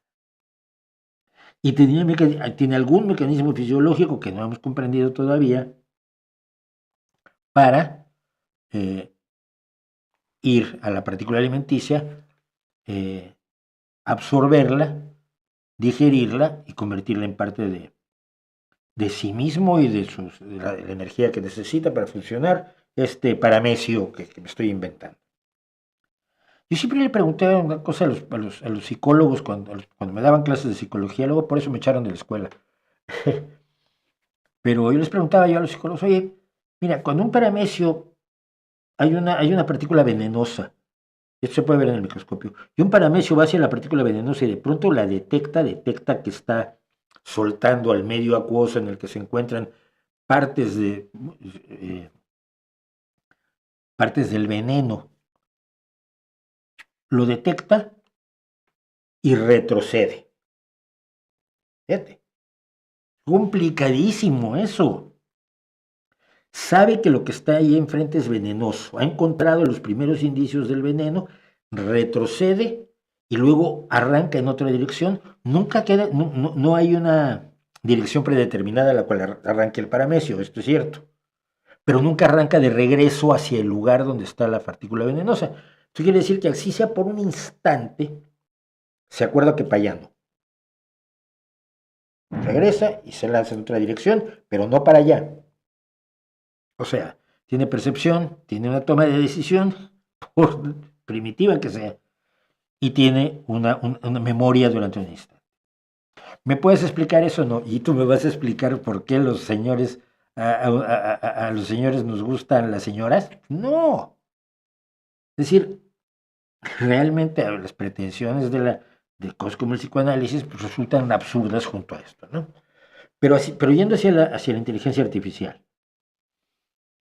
Los seres vivos primero tienen deseos, necesidades que satisfacer y emprenden evolutivamente cada vez mejor o cada vez de manera más eficaz los acciones y desarrollan los mecanismos necesarios para la satisfacción de sus necesidades. El cangrejo va y come algún vegetal, come algas. El pez depredador pues va y se come al pez que no se puede defender y que puede comerse porque no es venenoso. Se desarrolla en la evolución todos los mecanismos de comportamiento que conocemos, la territorialidad, la socialización, los comportamientos de protección, los comportamientos agresivos, los comportamientos de cortejo, que en animales de lo más primitivos llamaríamos, pueden ser complejísimos y divertidísimos. Yo me iba a ver las danzas de las grullas, por ejemplo, africanas en el zoológico de México cuando era temporada de cría, pues me divertía muchísimo la complejidad de las danzas de cortejo, ¿no? que hacían estos animales. Entonces esto está evolutivamente muy lejos de nosotros. Estamos hablando de aves, de dinosaurios voladores. Llegas a nosotros, a los seres humanos, que tenemos cosas como el deseo de poder. ¿Qué es el deseo de poder? Pues el deseo de no tener miedo, el deseo de tener satisfechas tus necesidades, el deseo de saber que van a servirte un montón de personas para que no tengas hambre, frío, ni insatisfacciones sexuales, ni etcétera, etcétera. Y que vas a tener más territorio y que más gente te va a decir que eres muy guapo y muy simpático, y a los seres humanos nos gusta que nos digan que somos muy guapos y muy simpáticos por alguna extraña razón. ¿Vale? ¿Cómo es que un algoritmo, que es bastante tonto, que es bastante sencillo, aunque incluso los que ya son de caja negra, que no sabes cómo es que están aprendiendo, pero están aprendiendo, cómo es que por el solo hecho de aprender va a tener ganas de algo si no tiene el proceso evolutivo que empieza con el ser unicelular y llega, no digo que de manera terminal ni ideal, pero llega a donde estamos nosotros, que tenemos sed, tenemos ganas de hacer esto, tenemos ganas de tener una chamarra de cuero bonita, toda rockera, y ya es un deseo enormemente complicado, ¿no? O tenemos ganas de ser diputados, o tenemos ganas de jugar al fútbol. Para poder querer conquistar el mundo, tienes que tener deseos y la capacidad de percibir necesidades insatisfechas. ¿Cómo puede conseguir eso un algoritmo? ¿Cómo puede conseguir eso una máquina simplemente con el agregado de conexiones que pudiéramos llamar redes neuronales? Nadie me lo ha explicado. Nadie tiene idea y si lo analizamos un poco fríamente suena totalmente idiota.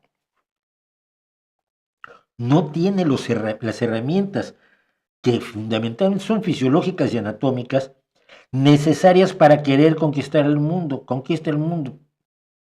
Si se lo ordenas, porque lo haga. Pero no quiere hacerlo.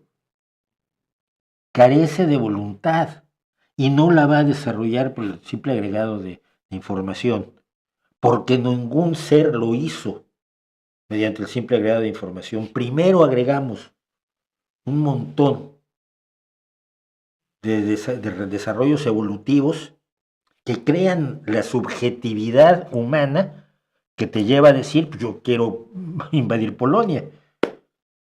No sé, Siento que se nos han contado historias demasiado excesivas para vendernos la inteligencia artificial y para asustarnos con la inteligencia artificial. Y al final, si me equivoco, pues me lo echarán en cara a todos ustedes. Sin duda alguna, nada de esto va a pasar. Eh, ¿Alguna vez jugó The Legend of Zelda? No, fíjate, Zelda es uno de los que no jugué. Hay muchas cosas que no jugué, ¿no? Hay otras que jugué demasiado. Me dice Eduardo Irigoyen que el ángel en It's a Wonderful Life fue Henry Travers, un actor inglés magnífico, magnífico. ¿Vio el rescate de los niños de la secta judía en Guatemala? Sí, sí lo vi. Me enteré, es una secta absolutamente despreciable que ya había sido denunciada en Israel, por cierto, según me enteré después. Mencioné que fumo, no, ya no, hace 15 o 20 años que dejé de fumar. Eh, Aparte porque te da la gana, ¿cuál es la razón de hacerlo a sabiendas del daño que te infliges? No infringes. Infringir es infringir una ley, violentar una ley. Infligir. ¿Por qué lo haces? Por el placer que te da. Te provoca un placer determinado la nicotina, que es la droga, y cuyo placer que es más importante en ese momento para ti que el darte cuenta que los altitranes, que son los que te jodan las vías respiratorias, estás metiéndotelos en las vías respiratorias, porque uno es inmediato y el otro no. El ser humano es un ser humano, es un ser de satisfacciones inmediatas. Nadie come sabiendo que se va a poner gordo. Pero si tú en el momento en que te metes una tableta de chocolate, subes 5 kilos, no te la vas a comer. Pero si es algo que va a ocurrir en el futuro, pues igual ni ocurre, ¿no? Y además no a todos les pasa, no todo el mundo le da cáncer por fumar. Entonces, creo que la satisfacción inmediata eh, es la clave de todas las drogas y de muchas de las tonterías que hacemos, ¿no? De muchas de las tonterías que hacemos. Ah, ¿Cómo le haces para no sentirte frustrado con la pobreza del pensamiento, que es la más difícil de erradicar? Pues no, es que sí, yo soy un tío muy optimista dentro de mi pesimismo. Yo creo que, bueno, sí, evidentemente la tontería está allí, pero creo que cada vez hay más gente que piensa. Creo que hay cada vez más gente que reacciona correctamente ante los desafíos que nos impone la realidad. Y creo, y esto sí puede sonar de lo más raro del mundo, pero creo en en el poder de las minorías. Son los pocos los que han cambiado las cosas para el mundo. Y los beneficiarios son los más, sin duda alguna. Pero uno el que hizo los antibióticos fue uno Fleming. Eh, los que lucharon por hacer una sociedad más libre, pues eran 20 o 30, ¿no? Los que diseñaron la idea de una sociedad más libre, los que descubrieron cómo funcionaba el universo, pues eran 10 o 20 también, Tycho Brahe, Newton, Galileo, Copérnico, ponle 20 o 30 más que hubiera. La marcha de los pocos es importante para los muchos. No justifica las oligarquías, al contrario, incrementa la responsabilidad de los pocos. Pero yo creo que los pocos son cada vez más y eso es bueno. Por lo menos lo quiero ver así, porque si no, ¿qué hago? ¿Qué hago? ¿Cuál es su opinión de la poesía de Pita Amor? Nunca me pareció tan extraordinariamente buena Pita. Y lo malo es que ya la conocí yo ya mayor y un poco pues en condiciones eh, de comportamiento difíciles, ¿no? Paseaba mucho por la zona rosa y golpeaba a la gente con el bolso. Creía que todo el mundo le estaba echando los perros, todo el mundo estaba coqueteando con ella y golpeaba gente, pero a mansalva constantemente. Yo la debo haber visto 5 o 6 veces golpeando gente con su bolso en la zona rosa, en un café al que solía yo ir muchísimo. Entonces, eso también no hace que no sea, no tenga una apreciación poética especial. Eh, ¿Qué opina el doctor Jalife? Ya dije que de nazis no hablo.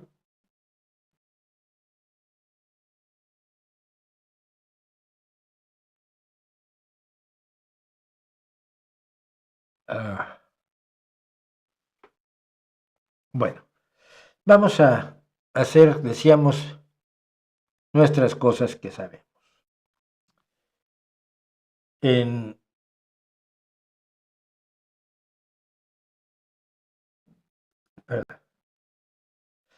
en el siglo XIII-XIV, el ser humano en Europa se enfrentó a una enfermedad que ningún dios podía parar, que ninguno de los entonces brujos podía parar, y que representó la muerte de entre una tercera parte y la mitad de los seres humanos en Europa. Fue la peste negra. Regresamos en 7 minutos. Regresamos, por cierto, alguien me pidió en los comentarios, lo vamos a ver después, que invitáramos a JM Mulet y lo vamos a tener con nosotros cuando regresemos dentro de 7, 8 minutos. Esto es Cosas que Sabemos, la muerte negra. Europa y cambió para siempre las relaciones económicas, la visión de la vida y la forma de ordenar la sociedad, además de convertirse en referente inevitable de la cultura occidental. Fue la muerte negra.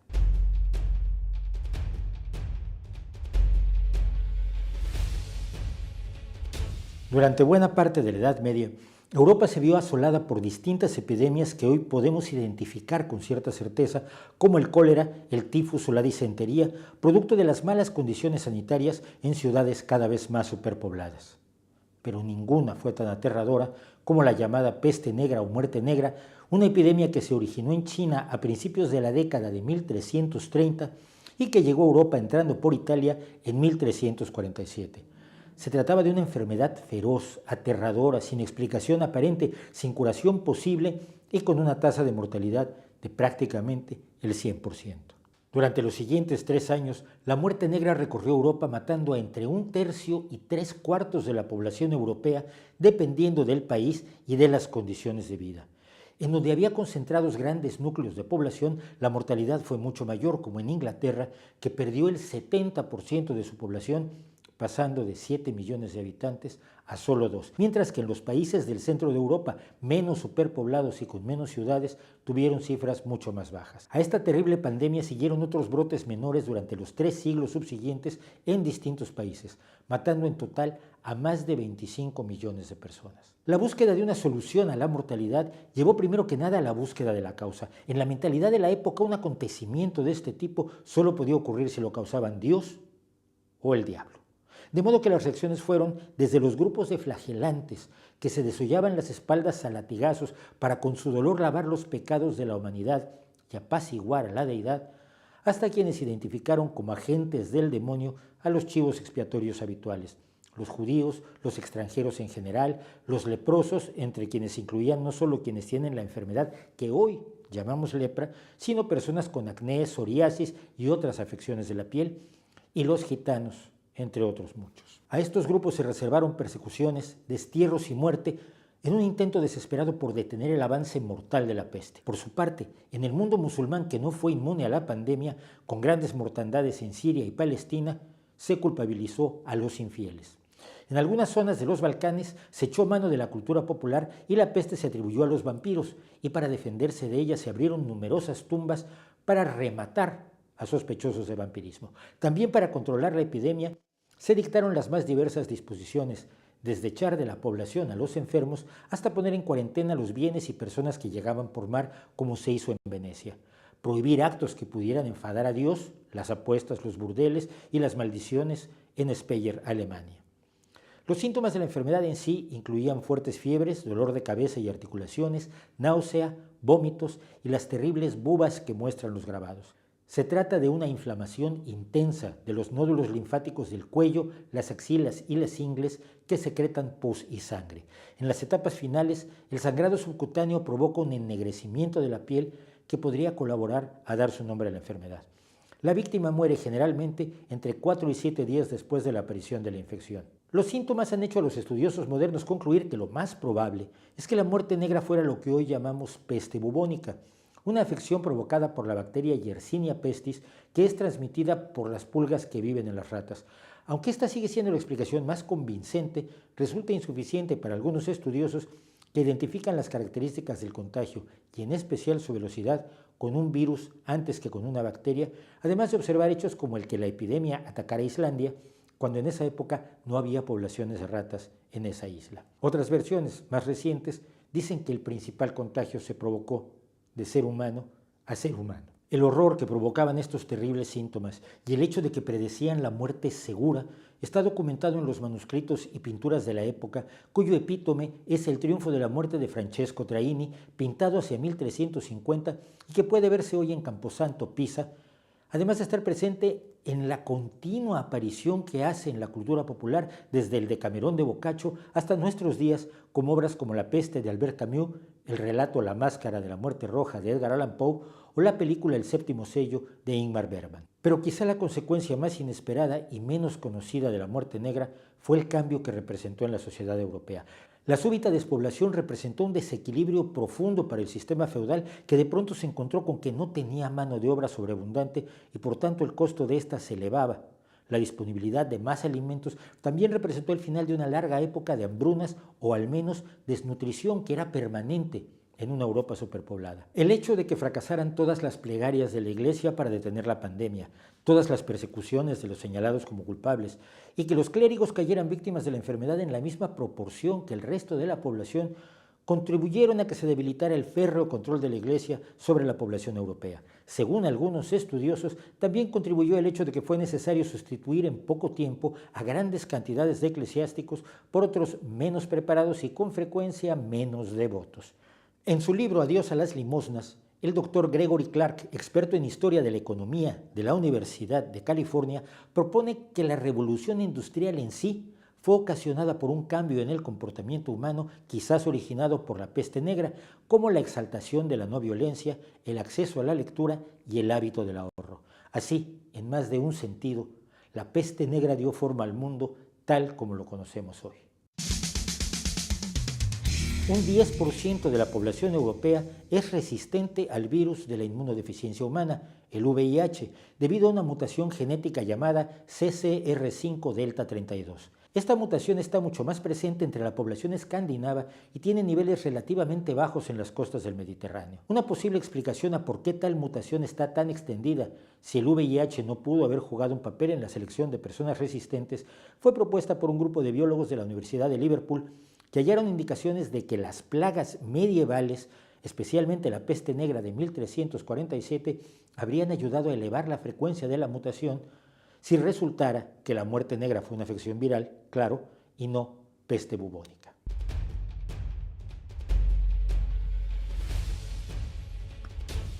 Pues con eso estamos, eso es lo que hemos contado de la historia de la peste negra. Y como me lo pidieron y como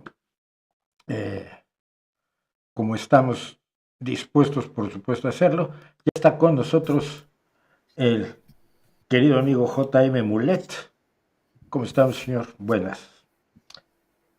¿Me oyes? No me oyes. ¿Me oyes?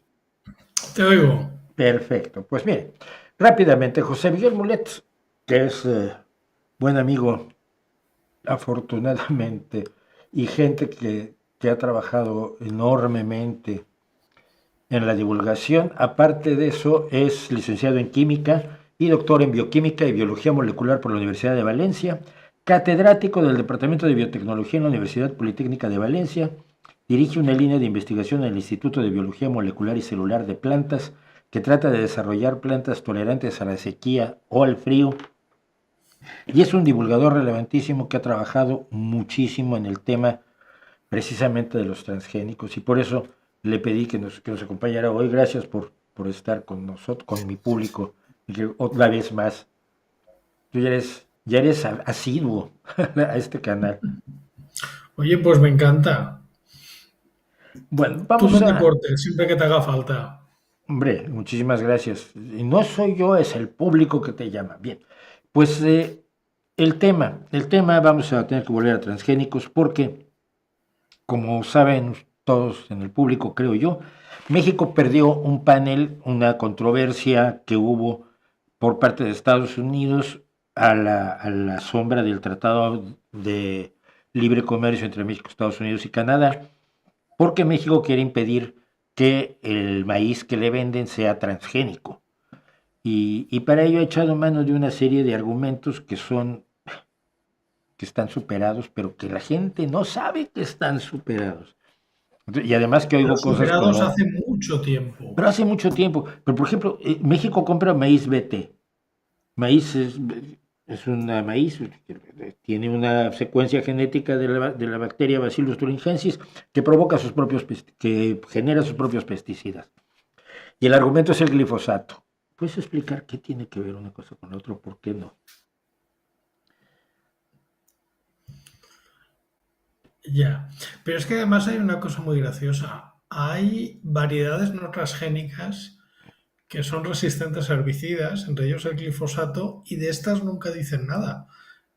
Es decir, lo que les preocupa no es que haya, es que sea transgénico. Y como no que tienen argumentos, se meten con el herbicida. Pero cuando esos mismos herbicidas o herbicidas más tóxicos se utilizan para cualquier tipo de actividad agrícola, a todo el mundo le parece bien. Y hay que decir que el glifosato, si ha triunfado, es precisamente porque es muy poco tóxico. Porque, a ver, un agricultor no quiere envenenarse.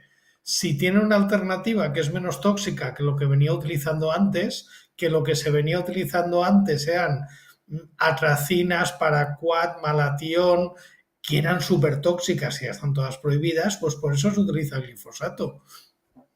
Pero a ver, esta es una cosa, mucha gente está convencida de que el glifosato solo existe por los transgénicos y que además puedes prescindir de él. ¿Qué pasa con un cultivo que prescinde de los herbicidas así rápidamente? Depende del tipo de cultivo, pero en general hay que decir que cuando tú preparas un terreno y lo fertilizas, pues va a crecer lo que tú siembres, pero también lo que se llama la flora arbense, popularmente malas hierbas. ¿Por qué? Porque es un terreno fértil y porque el aire está lleno de semillas. ¿Cuál es el problema? Cuando eso crece, pues obviamente está cogiendo los nutrientes del suelo y está impidiendo que tu cultivo crezca. Por lo tanto, el rendimiento final que vas a tener es mucho peor. Por eso se utilizan herbicidas. Depende del tipo de cultivo, se pueden utilizar unos u otros. Por ejemplo, con los frutales, pues no es problema, o con lo que son árboles, porque hay unos herbicidas que se llaman de contacto, es decir, que solamente son efectivos cuando tocan la hoja y entonces directamente, como el árbol está para arriba, lo tiras a ras del suelo y no hay problema. El problema es cuando tienes cultivos herbáceos, es decir, cuando no hay mucha diferencia entre lo que es el cultivo y lo que es la mala hierba o la flora arbense, si lo prefieres. Ahí, claro, un herbicida de contacto te puede matar también el cultivo. Entonces, lo que se suele hacer es lo que se llaman herbicidas de preemergencia, que son que se ponen antes de sembrar. Entonces, ¿qué ventaja tiene utilizar un transgénico o un no transgénico resistente a herbicida? Cuando tu cultivo no es resistente al herbicida, obviamente el herbicida le va a matar, igual que la mala hierba. Entonces, lo que tienes que hacer es, antes de sembrar, hacer el tratamiento con herbicida. Sembrar justo cuando acabas de tratar para que solo crezca lo que tú has sembrado, pero claro, con el tiempo la flora se regenera. Normalmente, como tú has sembrado y ha crecido más rápido que tu flora, que la mala hierba, pues luego puedes hacer otro tratamiento con un sistémico. Problema, eso necesita tratar la tierra, arar la tierra y es bastante agresivo, lo que es el tratamiento de preemergencia que se llama. La ventaja de las variedades resistentes es que puedes hacer siembra directa. Siembra directa es directamente coges la cosecha anterior, no la quitas, es decir, no pasas el arado y sobre la cosecha anterior echas la semilla y el herbicida. Ventajas, no maltratas tanto la tierra, previenes la erosión.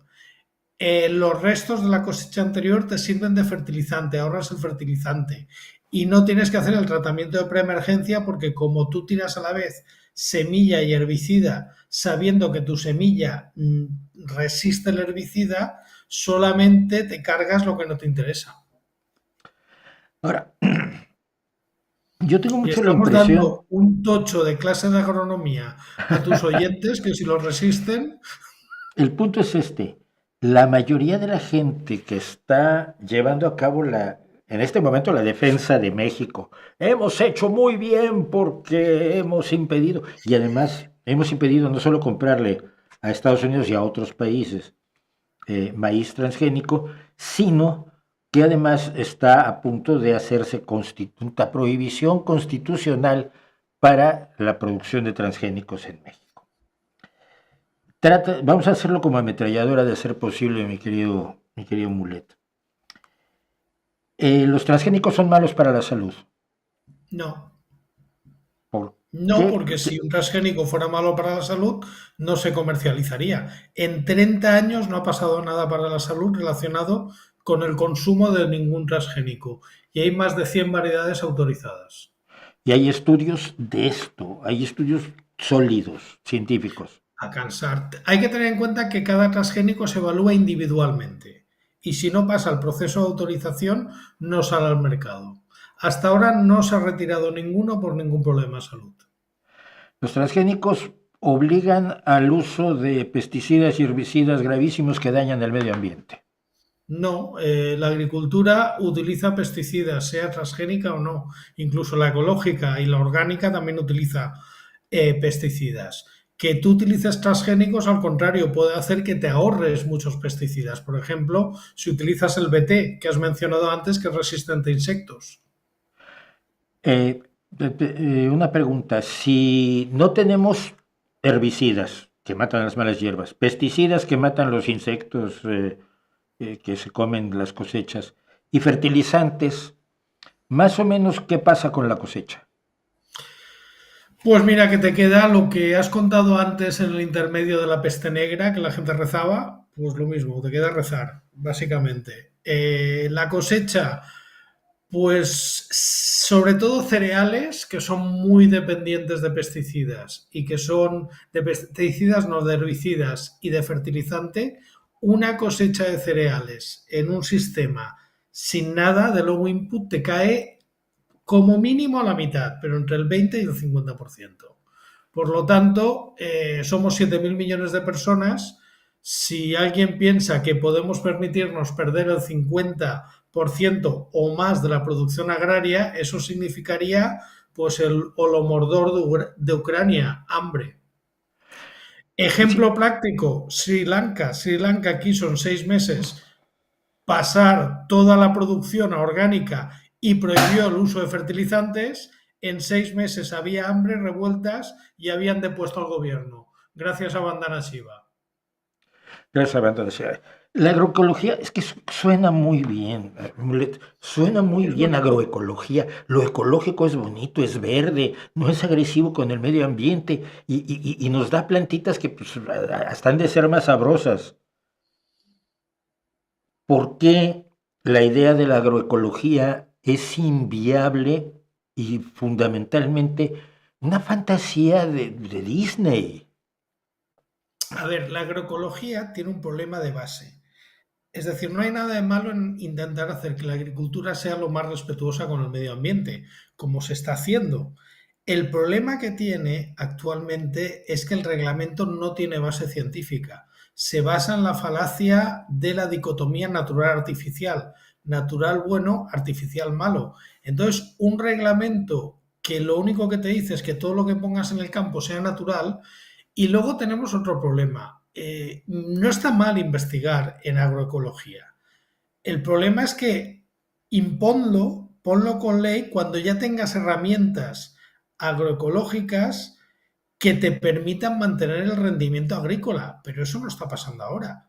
Ahora, cuando hablamos de pasar a cultivo ecológico, sabemos que en muchos casos vamos a perder más del 50% de la producción. Y ese es el motivo por el que si cualquiera va a una tienda de productos ecológicos, verá todo que es carísimo. Y es porque la producción es muy baja. Hay De hecho, estudios, por cierto, yo tengo algún proyecto de investigación en productos agroecológicos. Pues claro, como es lo único que Europa nos deja hacer, pues tenemos que seguir investigando. bueno, pero compra donde se produce de otra manera, compra sus alimentos donde se produce de otra manera. Por Eh, supuesto. hay estudios que citó México, que tú y yo conocemos, según los cuales los transgénicos causan cáncer. unos estudios y Ese una es un determinación famoso estudio. de la IARC.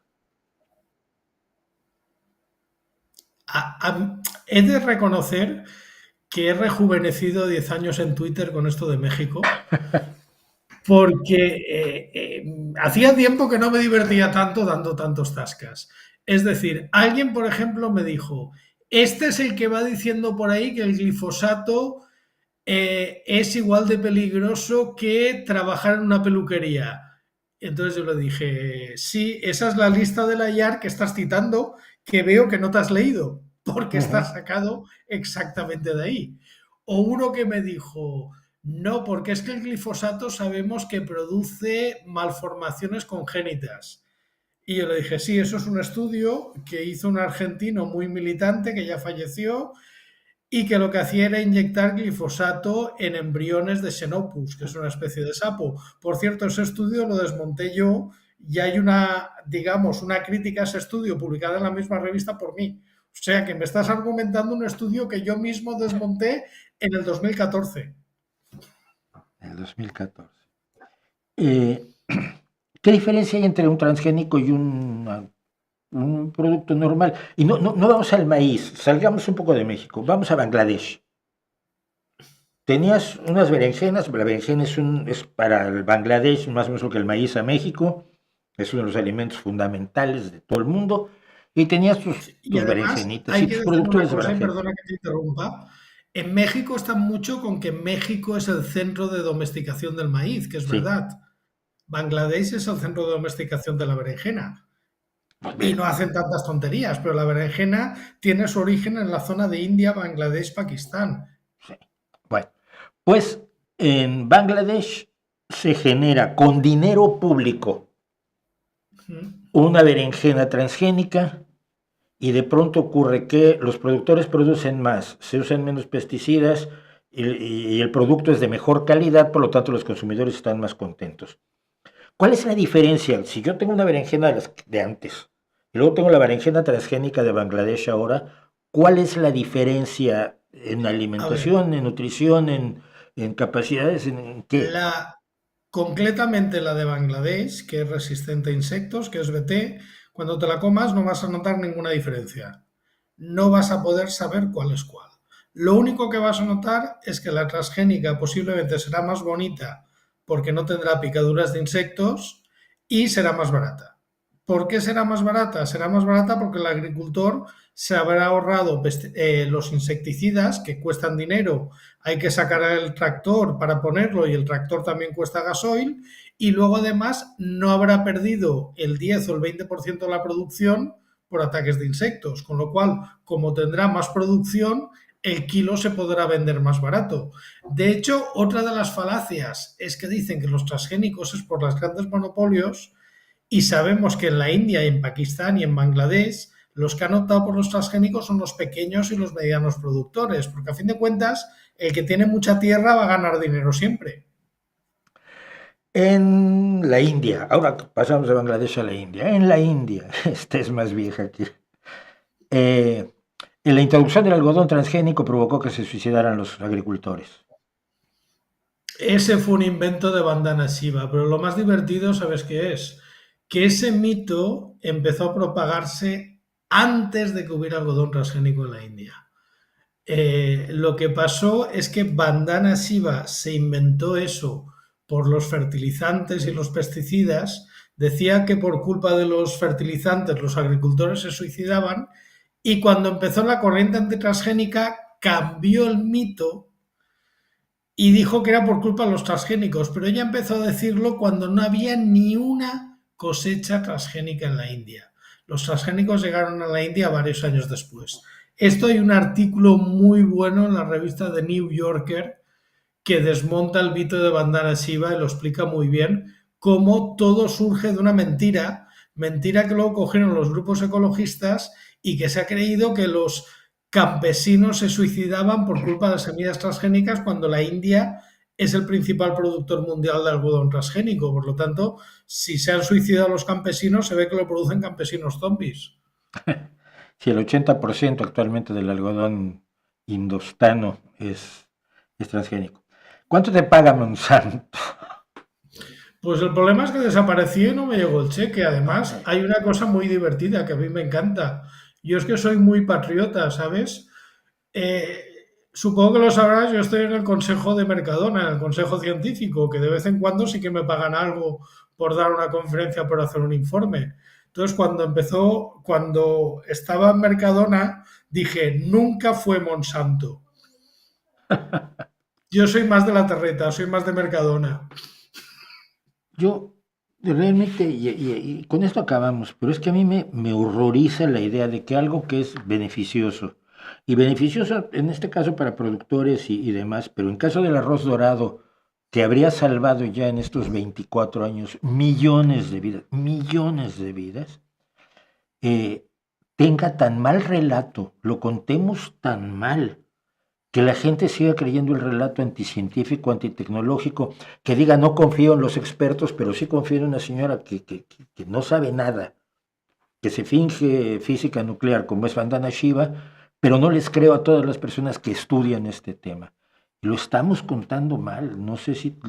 Y tú que vendes muchos libros, por lo menos, A ver, sobre el estos temas. problema fue llegar tarde a la batalla. El problema fue, pues mira, aquí la culpa sí que la tiene Monsanto, porque Monsanto no dijo nada cuando empezó a salir el mito. Y también la tiene Bayer y BASF y las empresas europeas, que como la tecnología la tenía Monsanto y ellos todavía no, cuando empezó a ver la campaña antitransgénicos se callaron y no dijeron nada.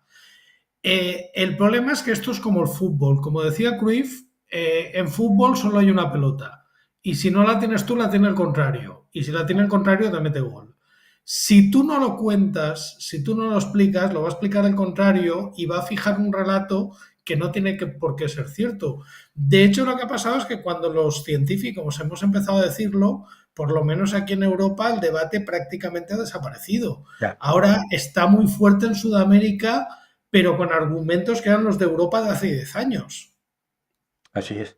Y con en el caso de México, y con esto Sudamérica y, perdón, cerramos, Norteamérica, que México es Norteamérica. México es Norteamérica, pero tiene a alguien como María Elena Álvarez Bulla, cuya influencia es la que ha dejado todo esto en México y ha impedido que hablen gente que tú conoces, la doctora Xonocostle, Bolívar Zapata, el doctor Eh, Lascano mismo, que es el biólogo más Elena destacado de Álvarez México. Builla, que es una muy buena científica, lo tengo que admitir. Ella trabaja en desarrollo porque es que además trabaja en colaboración con compañeros míos en mi instituto, en el IBMCP.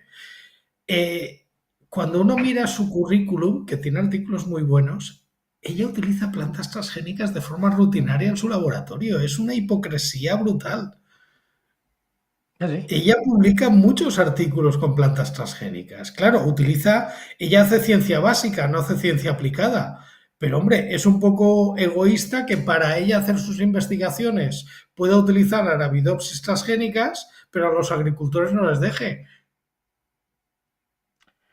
Curioso lo que hace la ideología cuando se sobrepone a los hechos. Pues muchísimas gracias por repetir otra vez todo esto, Mulet, a ver si logramos llegar a más gente y si este segmento pues, lo movemos para que llegue a más gente que en México se está comiendo un relato que acaba dañando a los campesinos mexicanos. Es una lástima porque además México, sabes que lo conozco de cerca porque me han invitado varias veces y Sí, estuve sí. hablando en el Senado y en el Parlamento y estuve hablando con agricultores y el problema es que los principales perjudicados son los agricultores, pero los segundos van a ser los consumidores y el pueblo mexicano, porque ya vivimos la crisis de las tortillas en el 2006, ahora se puede repetir. Así es. Pues muchísimas gracias y te volveremos a dar lata, por supuesto, en alguna otra ocasión. José Miguel, Siempre será muchísimas un gracias. gusto. Hasta la Saludos a la próxima. familia y disfruta tus vacaciones. Vale, gracias. Chao. Hasta Pues esa es la historia. Es una historia que hemos repetido, que hemos contado en este canal, que Mulet se ha esforzado en contar. Les están viendo la cara, les están viendo la cara. Y yo sé que, como dijo Mark Twain, es más fácil engañarte que demostrarte que has sido engañado, pero necesitamos que la gente se dé cuenta de que ha sido brutalmente engañada por quienes le venden una narrativa anticiencia, antitecnología, que no tiene ningún sustento. Y bueno, vamos a ver qué más tenemos. Dice, perdón, me salto algunos porque los que hacen 25 preguntas pues no les puedo responder a las 25.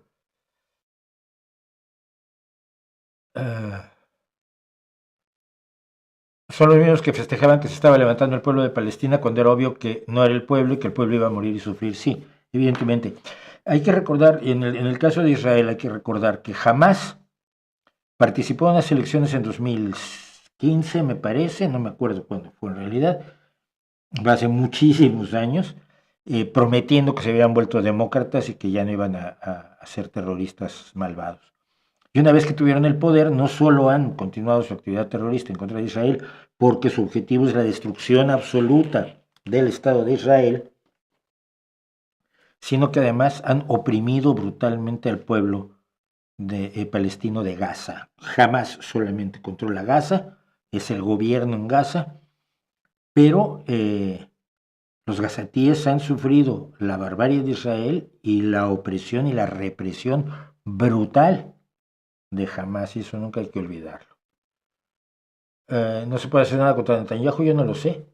Hay muchas cosas que se han hecho para sacar a mucha gente sin usar la fuerza. Creo que, pero lo que menos funciona cuando algo ya es claro es seguir protestando y limitarse a protestar. Un alegato que le he escuchado a varios cristianos es que ellos son la minoría más perseguida, especialmente varios países de Medio Oriente, con proporción grande de cristianos. Es cierto que en algunos países son perseguidos los cristianos, sí, pero nunca han sido perseguidos como ellos han perseguido a los musulmanes o a los judíos. La historia más horrible de la Inquisición mexicana es la historia de la familia Carvajal, que los estuvieron persiguiendo durante 3 o 4 generaciones. Eran unos judíos españoles que supuestamente el padre se convirtió al cristianismo según habían exigido Isabel y Fernando el Católico para no expulsarlos. Es decir, los judíos que querían seguir siendo judíos tenían que salir de España, igual que los musulmanes que querían ser musulmanes, y los judíos que se convirtieran al cristianismo no necesitaban irse porque pues ya eran cristianos. Entonces, una de las cosas principales para las que pide la Inquisición Isabel la Católica al Papa, y que Inquisición que se pone precisamente en manos de Tomás de Torquemada, es para encontrar a los judaizantes, es decir, aquellos judíos que por conveniencia, por no salir de su pueblo donde nacieron y donde han estado ahí por generaciones, etcétera, fingieron convertirse, pero seguían practicando el judaísmo a escondidas. Usaban una cruz, pero hacían la cena de los viernes por la noche y hacían la Pascua judía y celebraban por estos días Hanukkah en lugar de la Navidad. Y entonces una de las principales cosas que tenía, una de las principales misiones de la Inquisición, aparte de los herejes comunes y corrientes, era encontrar a los judaizantes. Y en México la Inquisición de la Nueva España se cebó sobre los judaizantes porque muchos, como la familia Carvajal, huyeron para México o se trasladaron a la Nueva España o a los nuevos territorios conquistados y se les llevaron a cabo procesos en los que fueron obviamente ejecutados varios de la familia Carvajal acusados de ser judaizantes. Yo no conozco datos que me aseguren que efectivamente mantenían su fe judía y no eran cristianos convencidos. Nunca encontré, y mira que leí algunas de las actas de la Inquisición que José Toribio Medina rescató de los archivos de los dominicos en México. Pero no hay certeza de que hayan sido judaizantes, pero hombre, cuando te torturan tú confiesas, tú clavaste a Cristo en la cruz, si quieren, con tal de que te dejen de provocar dolor, eres capaz de eso y demás. Bien,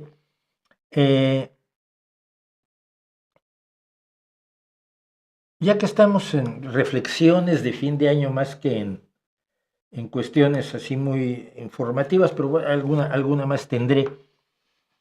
Hay un problema con la prensa libre que a mí me tiene preocupado.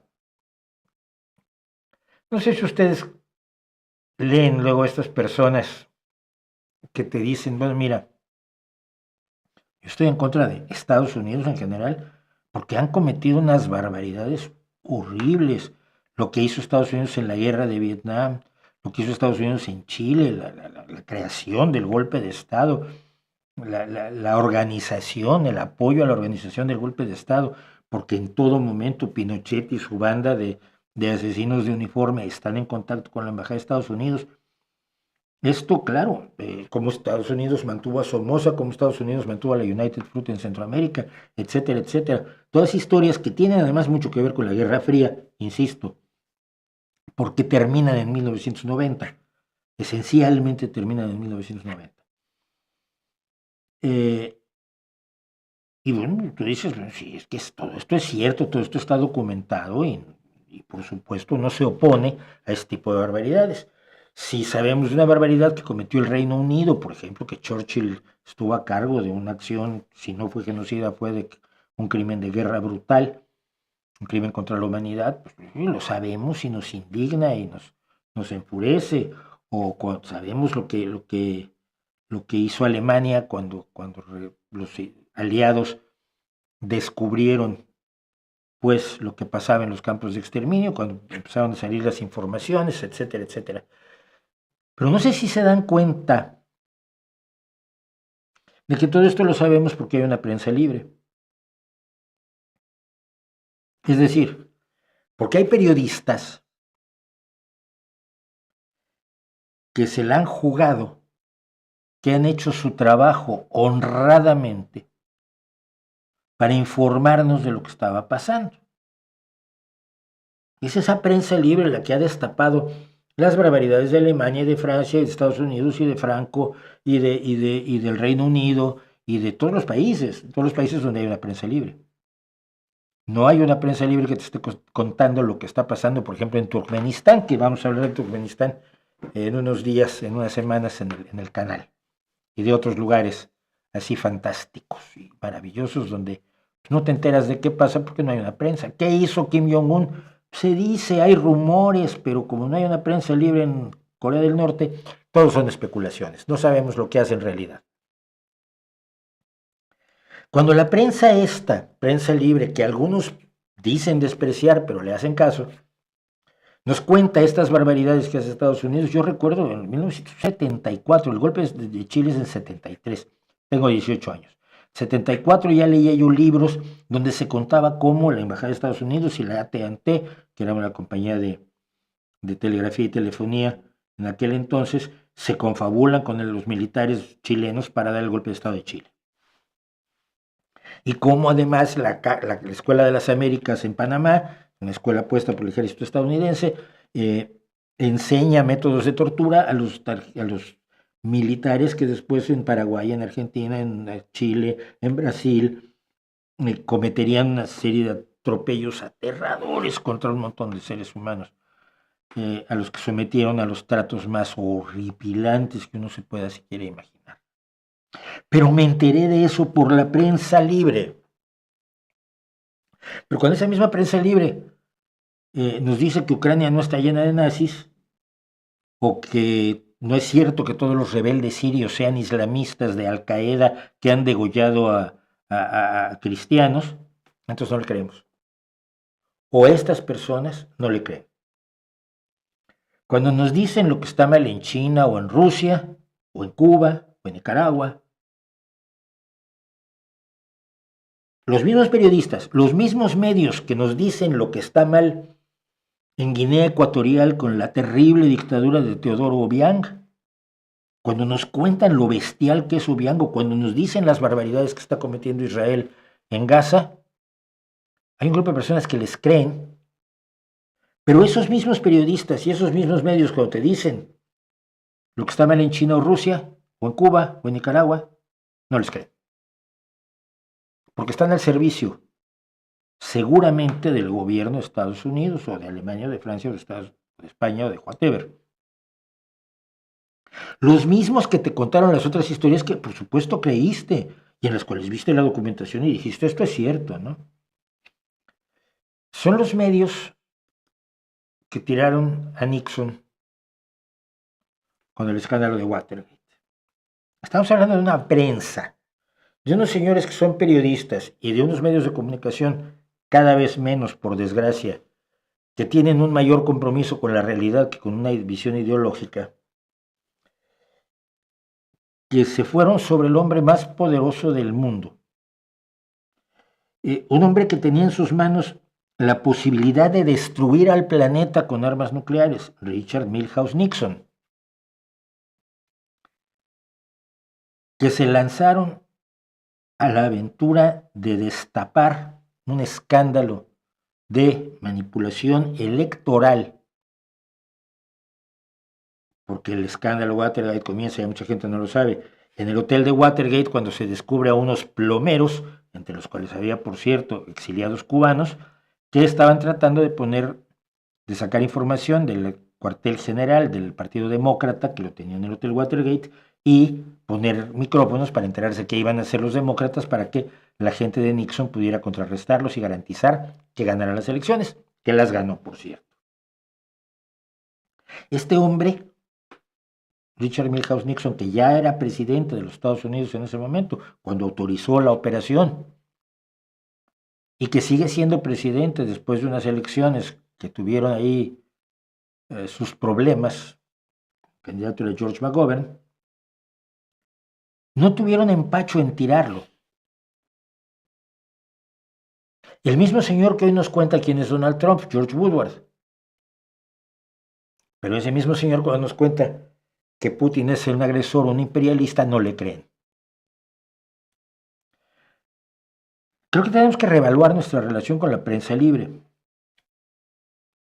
Sobre todo porque la prensa libre está en una situación verdaderamente lamentable y está en cuidados intensivos. Hay muy pocos medios de comunicación que no está definida su visión por una determinación de carácter ideológico.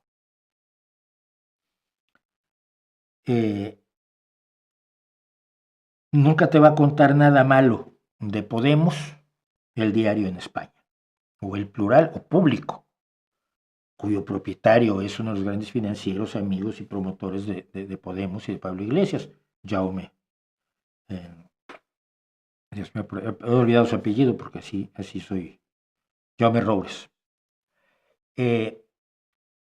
Pero nunca te va a hablar bien del gobierno, ni Vox Populi, ni The Objective, ni El Confidencial, ni el 20 Minutos, ni El Mundo, ni El Español, ni OK Diario, ni La Razón, ni el ABC.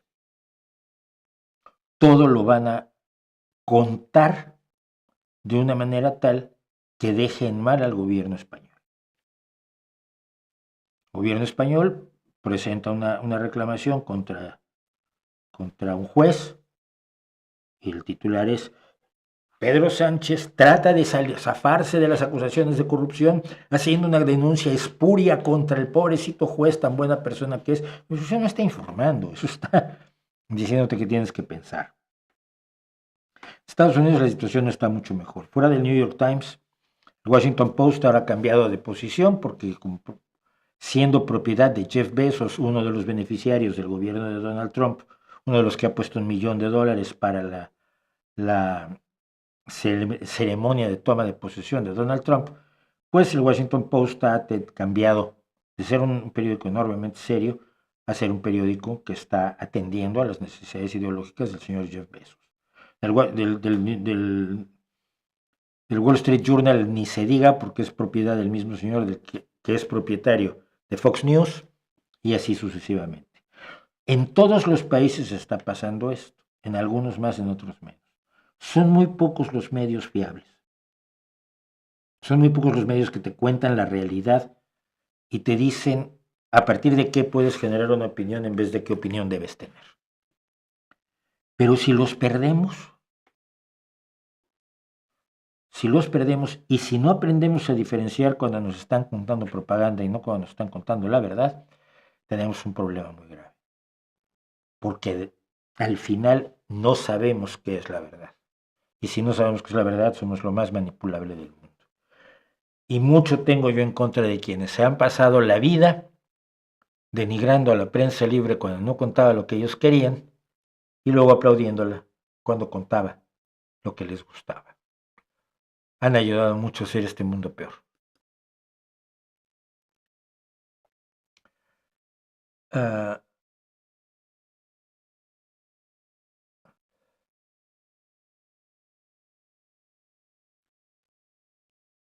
No, a ver, ¿qué me cuentan? Gaza y Cisjordania son territorios ocupados, guste o no, incomode o no. Gaza todavía no está ocupada del todo, pero sí lo va a estar.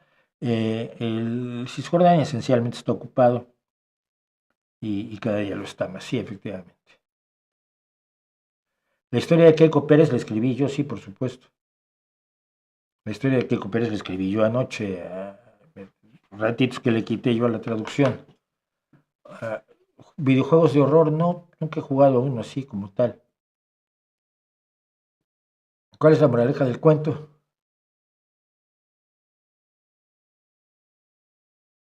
Todo lo que hemos logrado como humanidad no es ya parte de nuestro hábitat natural, si lo hemos levantado a base de nuestras capacidades. Pero es que tu hábitat natural es el que tienes.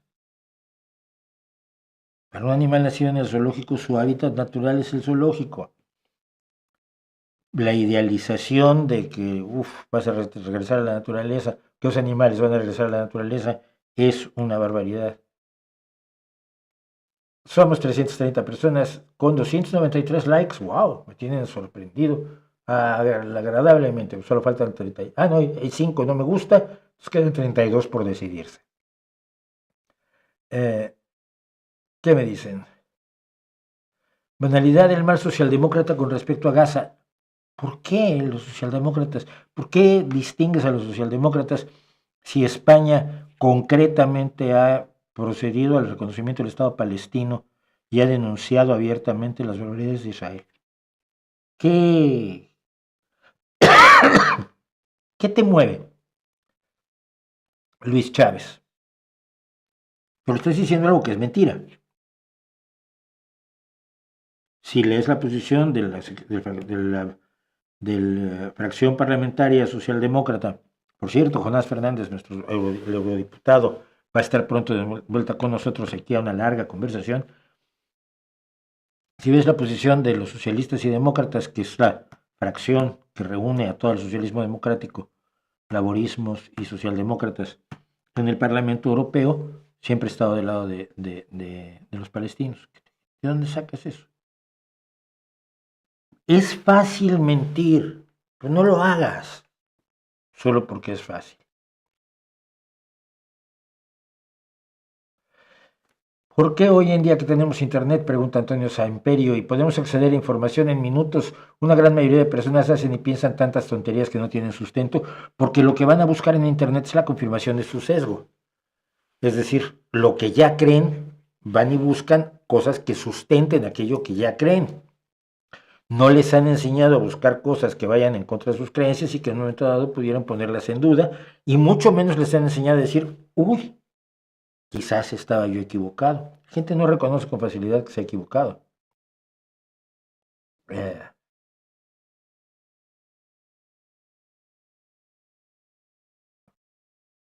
Un grito desesperado o un grito en la oscuridad, la película tremenda sobre el reclutamiento infantil en la guerra civil en Centroamérica.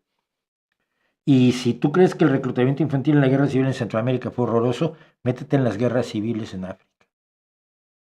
Fue absolutamente obsceno lo que se hizo. Fue una perversión infinita de la organización de las milicias de niños drogados en muchas ocasiones y a los que se acostumbraba a la crueldad de una manera fría y despiadada, absolutamente despiadada. Las historias de los niños soldados en África son estremecedoras, pero verdaderamente estremecedoras. Y hay muchas ONGs tanto africanas como de fuera de África que luchan por recuperar a estas personas para la sociedad y para que vivan, para que puedan dejar atrás el horror al que se vieron obligados a cometer. Perdón. ¿Considera a Tolkien un escritor a la altura de los autores consagrados por la Academia, Tolstoy, García Márquez, etcétera? Por supuesto, pero sin duda alguna. Ya vamos a superar eso.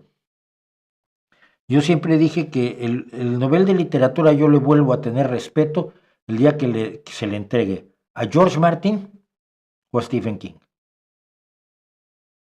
Mejoró con lo de Bob Dylan, hubiera preferido a Leonard Cohen. Pero el día que le den el Premio Nobel de Literatura a Stephen King o a George Martin, hablamos. ¿Crees algún día visitar México? Lo dudo.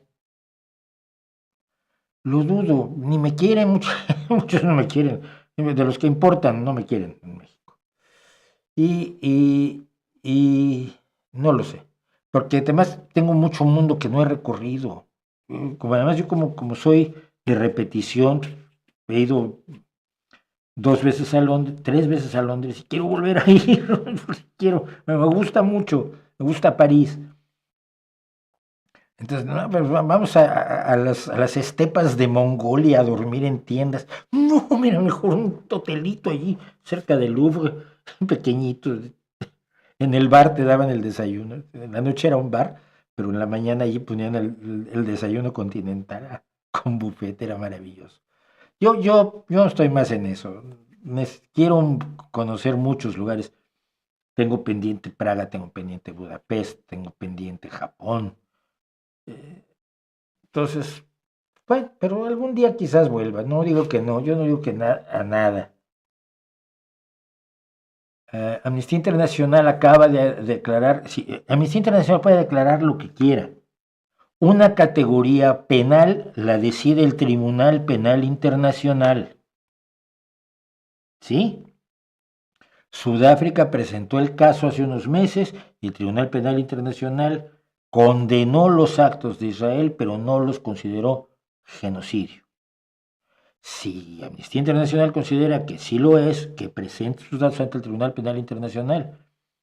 Pero si no vas a aceptar el derecho internacional como forma de regular lo que está ocurriendo y en un momento dado de castigar, ese Tribunal Penal Internacional es el que ha ordenado el arresto de Netanyahu, ¿Aceptas? ¿Te parece bien que haya ordenado el arresto de Netanyahu? Sí. Pues entonces tienes que aceptar también que el Tribunal Penal Internacional todavía no considera que se satisfagan las características del genocidio según el derecho internacional. Si estás dispuesto a aceptar las reglas del derecho, las aceptas completas. Pero dejen de defender una palabra como si esa palabra cambiara todo. Porque no cambia absolutamente nada y solo los muestra como unos necios.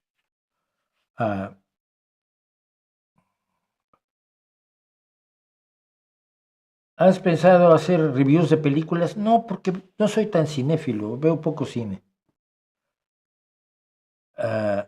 Mauricio, me tienes el acento mexicano muy neutro. ¿En tu vida privada tienes un acento más español? ¿O no se te ha pegado para nada? No, el acento no se me ha pegado, el lenguaje por supuesto, yo flipo en colores con toda tranquilidad. Y cuando hablo de un porrón de cosas o de pila de cosas, pues obviamente son palabras que se utilizan en mi entorno en España. Pero el acento no lo traté de conservar, simplemente me pasó así. Yo lo he comentado en varias ocasiones. Mis amigos argentinos, la gente que llegó precisamente exiliada por el golpe de Estado de Videla, llegaron grandes cantidades de argentinos y muchos eran pues, escritores, periodistas, gente que trabajó conmigo en Revista de Revistas, en Excelsior y demás. Y escritores con los que tuve estrechísima relación en los grupos de escritores en los que yo me movía. Y había 2 grupos, los que hablaban con acento argentino, pero incluso más acusado que el que utilizaban cuando estaban en Argentina, y el de los que a los 6 meses parecía que habían nacido en Tepito. Y yo les pregunté a Miriam Laurini, le pregunté a Mauricio Sechanova, un gran amigo, del acento, y ellos no se daban cuenta. Simple y sencillamente algunas personas mimetizan el acento de su alrededor y otros no lo hacen. Entonces, yo soy de los que no mimetizan el acento, ¿no? Pero yo sí conozco gente, mexicanos del centro, de la Ciudad de México, que se van a Monterrey y a las 2 semanas están hablando como si hubieran nacido en García. Y están el tonito, el cantadito norteño lo traen completo. Y conozco gente aquí en Asturias que si se va a Andalucía una semana, a la semana está hablando como si hubiera nacido en Sevilla. Y durante la feria de abril. Entonces no hay nada voluntario allí, es simplemente las distintas formas de adaptación que tienen las personas, ¿no? Ah,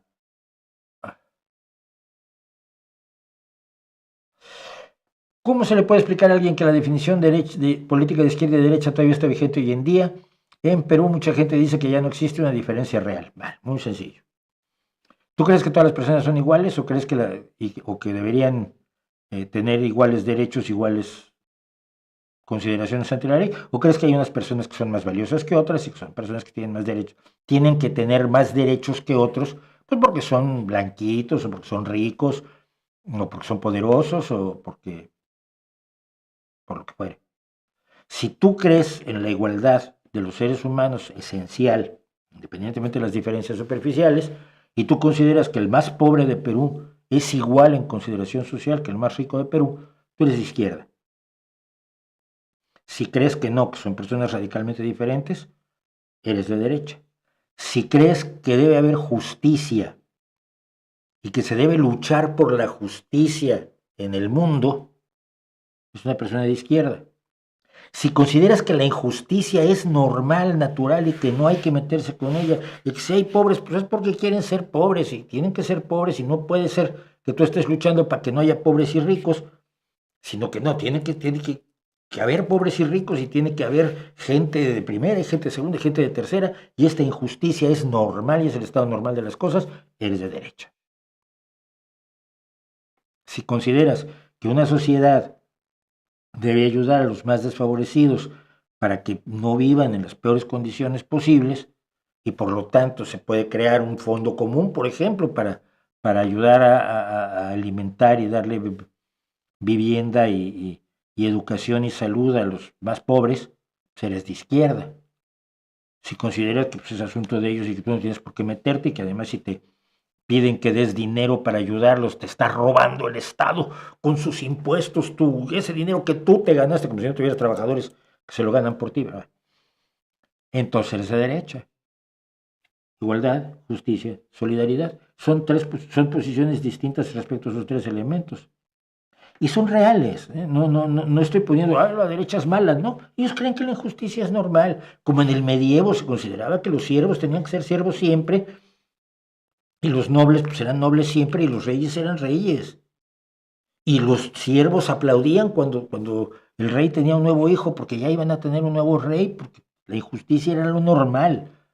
La injusticia social y la desigualdad eran lo normal. Esa es la diferencia entre izquierda y derecha. Ah,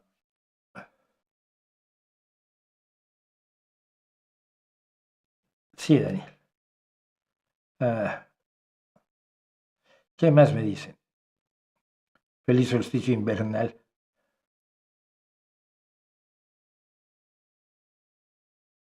Me gusta leer y escuchar a Randy, Mulet y Julio Basulto. Bien, no vas del todo mal. Bueno, tenía yo algunas otras cuestiones que ver hoy. Esta me ha preocupado bastante. Y ahora que estamos de cara al regreso del antivacunismo o a la instauración del antivacunismo como una política del país más poderoso del mundo y por lo tanto una política que la derecha en todo el mundo va a querer copiar, hay que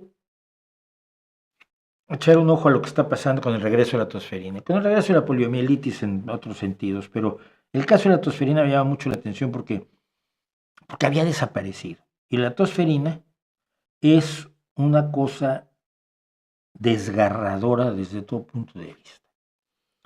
Es una infección que hace que los niños tosan sin cesar, quedándose sin aliento. Le llaman whooping cough o tos ferina, porque no solo es la tos, sino el jalar aire. Esto que yo acabo de hacer 3 veces y casi ya me desgracié la garganta, lo puede estar haciendo un niño 2 semanas.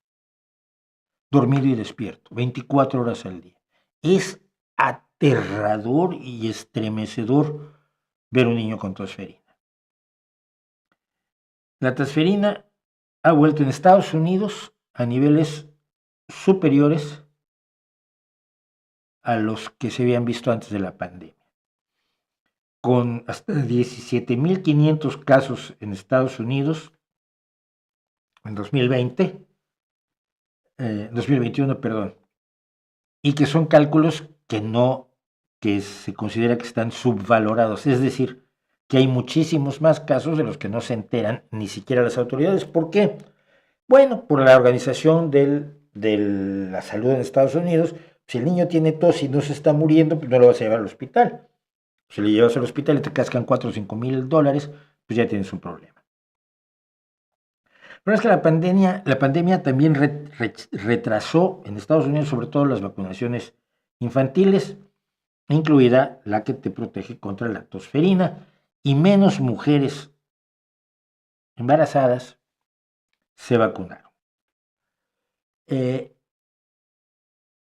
Un doctor dice que los adultos tienen tosferina con mucha frecuencia, pero no se reconoce como tosferina. Pero el peligro fundamental, por supuesto, lo tienen los niños pequeños. Se quedan sin aliento, y el fenómeno está creciendo. En Estados Unidos se suman, decían la prensa, más de 17.500 casos registrados, y en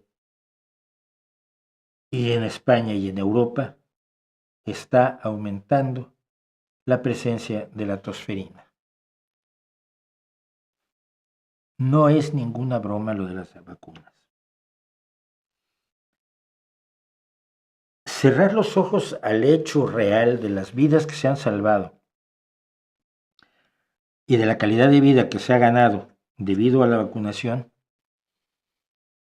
me parece una de las posiciones más suicidas, más increíblemente suicidas, y sin embargo está ganando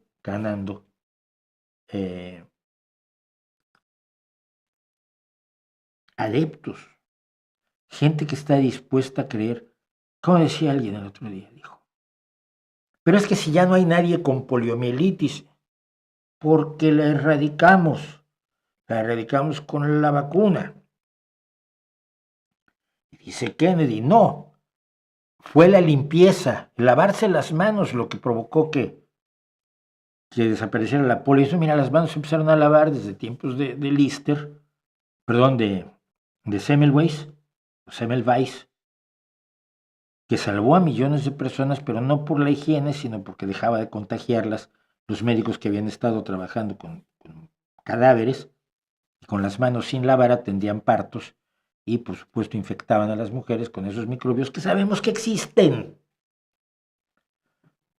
Son microbios que existen y sabemos cómo se transmiten, y se ha estudiado a fondo el comportamiento de cada una de las muchas enfermedades para las cuales hoy afortunadamente tenemos vacunas. No, fue la higiene la que acabó con la poliomielitis en los años 60, los años 50. La que acabó con el sarampión. Yo el otro día, viendo precisamente unos artículos sobre sarampión, me di cuenta por qué yo no estaba vacunado contra el sarampión, porque la vacuna contra el sarampión llega a México cuando yo ya tengo como 8 o 9 años. Entonces a mí no me toca la vacuna y a los 31 casi me mata el sarampión. Están los datos allí, la poliomielitis está reapareciendo, el sarampión está reapareciendo, la tosferina está reapareciendo. No es una cuestión de ponerlo en duda o de discutirlo o de argumentarlo filosóficamente. Es un hecho que tenemos enfrente y que está creciendo día a día. Si no protestamos, si no generamos conciencia entre quienes están a nuestro alrededor de que vacunar a sus hijos es también cuidar a los míos, lo vamos a pagar, y lo vamos a pagar de muy mala manera. ¿Qué hora es? Voy a hacer 2 cosas más que creo que son relevantes. Esta me llamó muchísimo la atención. El copresidente de los Estados Unidos, si no es que el presidente electo de Estados Unidos, que tiene tanta fuerza que logró evitar un acuerdo entre los republicanos y los demócratas en el Congreso de Estados Unidos para impedir el cierre del gobierno, es decir, para dar expedir una ley de financiamiento urgente para evitar que se termine el financiamiento del gobierno, porque así funciona Estados Unidos. El Congreso te aprueba un financiamiento hasta tal día. Si antes de ese día no tienes una renovación de ese financiamiento o una nueva ley de financiamiento, tú ya no puedes gastar dinero. Es decir, no le puedes pagar a los soldados, a los burócratas, a los policías, no puedes mandar los cheques de las pensiones de la Seguridad Social de Estados Unidos, no puedes gastar en nada hasta que el Congreso y el Senado no te autoricen nuevamente un presupuesto a partir del cual puedes gastar, aunque el dinero lo tengas ahí guardado, o tengas el crédito necesario para expedir cheques a favor de quien sea. No puedes. Y cuando ya habían los republicanos y los demócratas generado un acuerdo para no cerrar el gobierno de Estados Unidos, Elon Musk en X, en su plataforma Twitter, dijo que no, que eso no debía hacerse y que pedía que no votaran por ello. Y él, por el que no ha votado absolutamente nadie, logró que se rompiera ese acuerdo, se tuvo que construir otro acuerdo. Y curiosamente Trump no reaccionó sino hasta después, diciendo, estoy de acuerdo con Elon Musk. Y mucha gente miró hacia un lado y dijo, ¿quién manda aquí? Bueno, pues el mismo señor Elon Musk no cree que haya gente sin hogar en Estados Unidos. La idea sin hogar, dice él, es una mentira y una palabra propagandística. Dice él, homeless, sin hogar, es un nombre equivocado.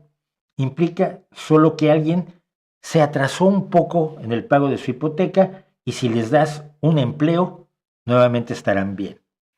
Le dijo al nazi anteriormente de Fox, Tucker Carlson, en octubre.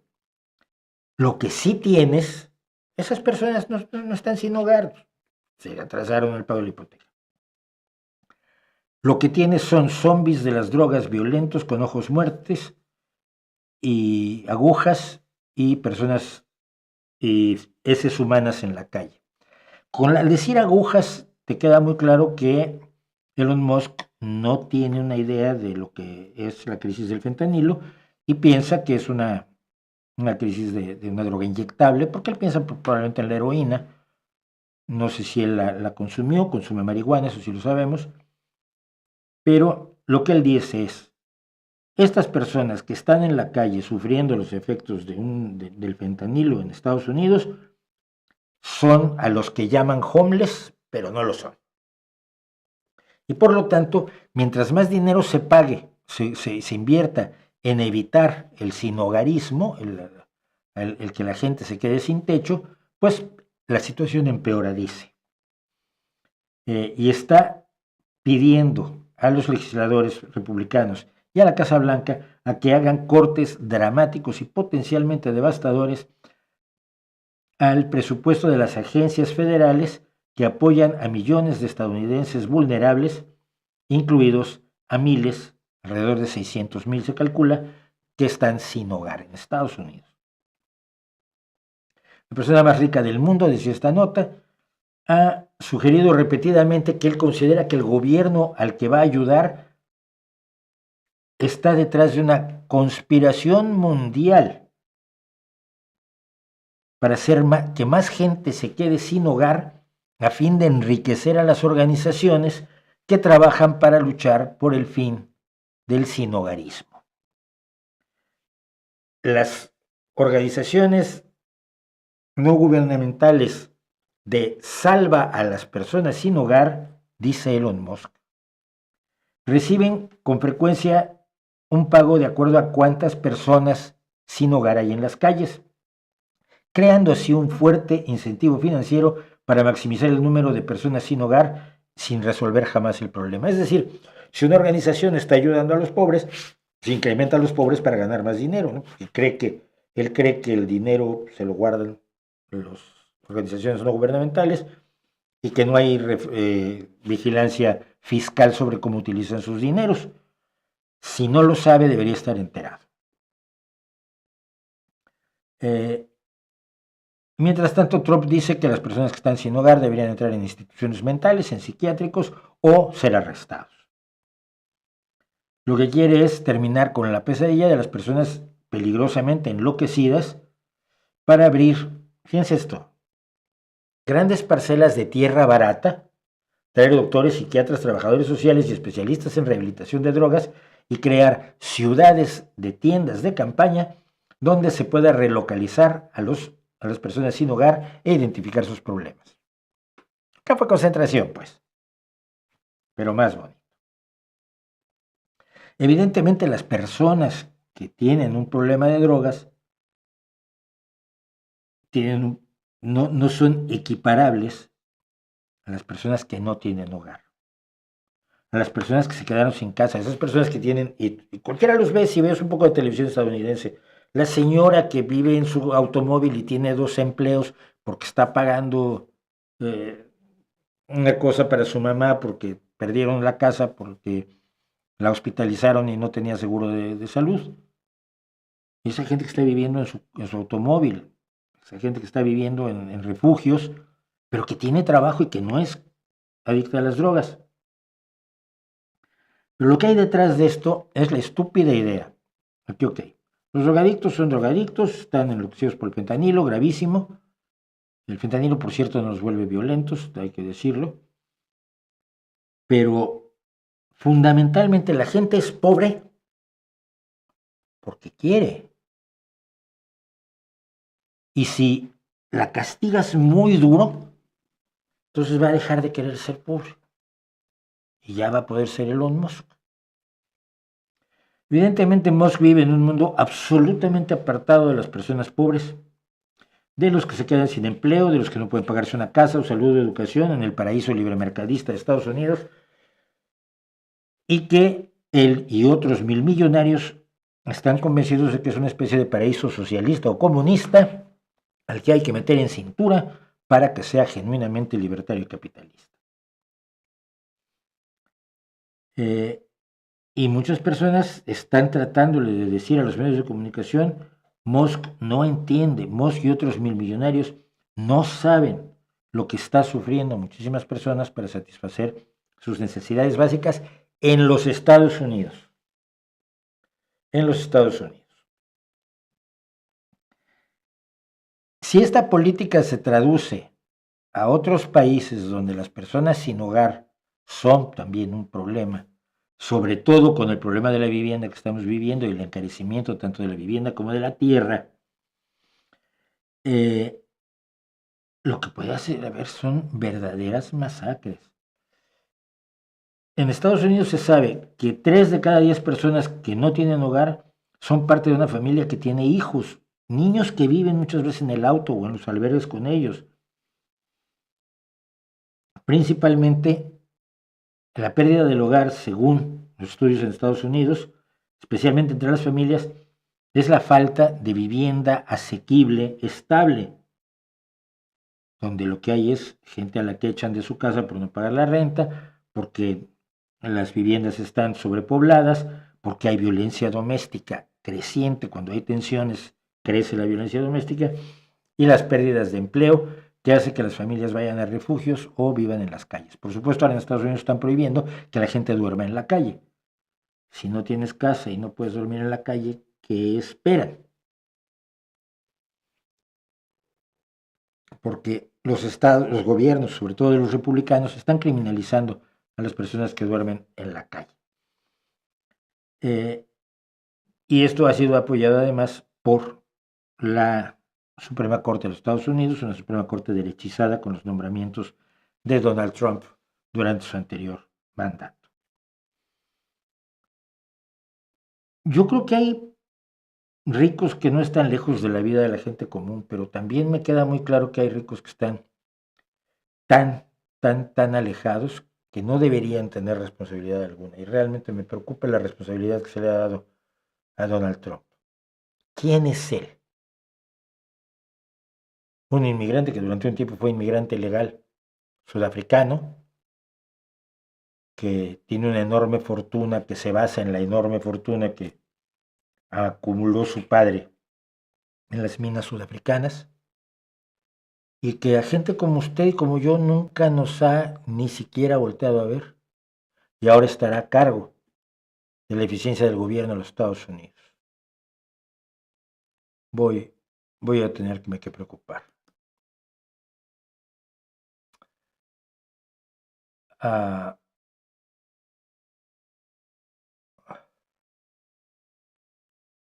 Dicen los creyentes que será la computación cuántica poseída por alguna inteligencia espiritual maligna como la bestia para esclavizar a los humanos. ¿Qué opinas? Que es una estupidez gigantesca. Es totalmente ridículo. ¿Crees que el próximo año pierda relevancia la red social X? No creo. Ya lo dije, yo sigo en X, pero estoy en Blue Sky. Si prefieren seguirme en Blue Sky, casi todo lo que publico en X lo publico en Blue Sky. Pero bueno. Tenía dos cosas y no sé por cuál empezar. Porque tenemos los comentarios, pero no están tan bien los comentarios hoy como en otras ocasiones. Entonces no sé qué hacer. Hacemos los comentarios. Venga.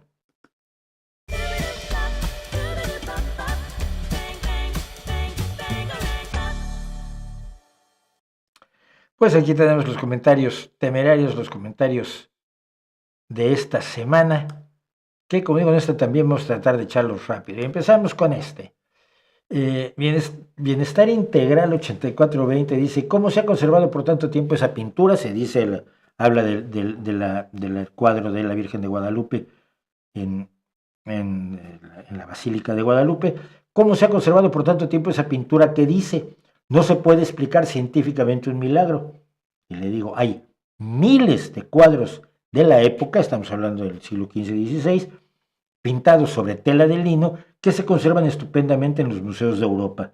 No hay milagro. Una cosa hecha sobre, no me acuerdo qué tela, creo que era algodón. En Gran Bretaña los evangelios de Lindisfarne son del año 700 y están en perfectas condiciones.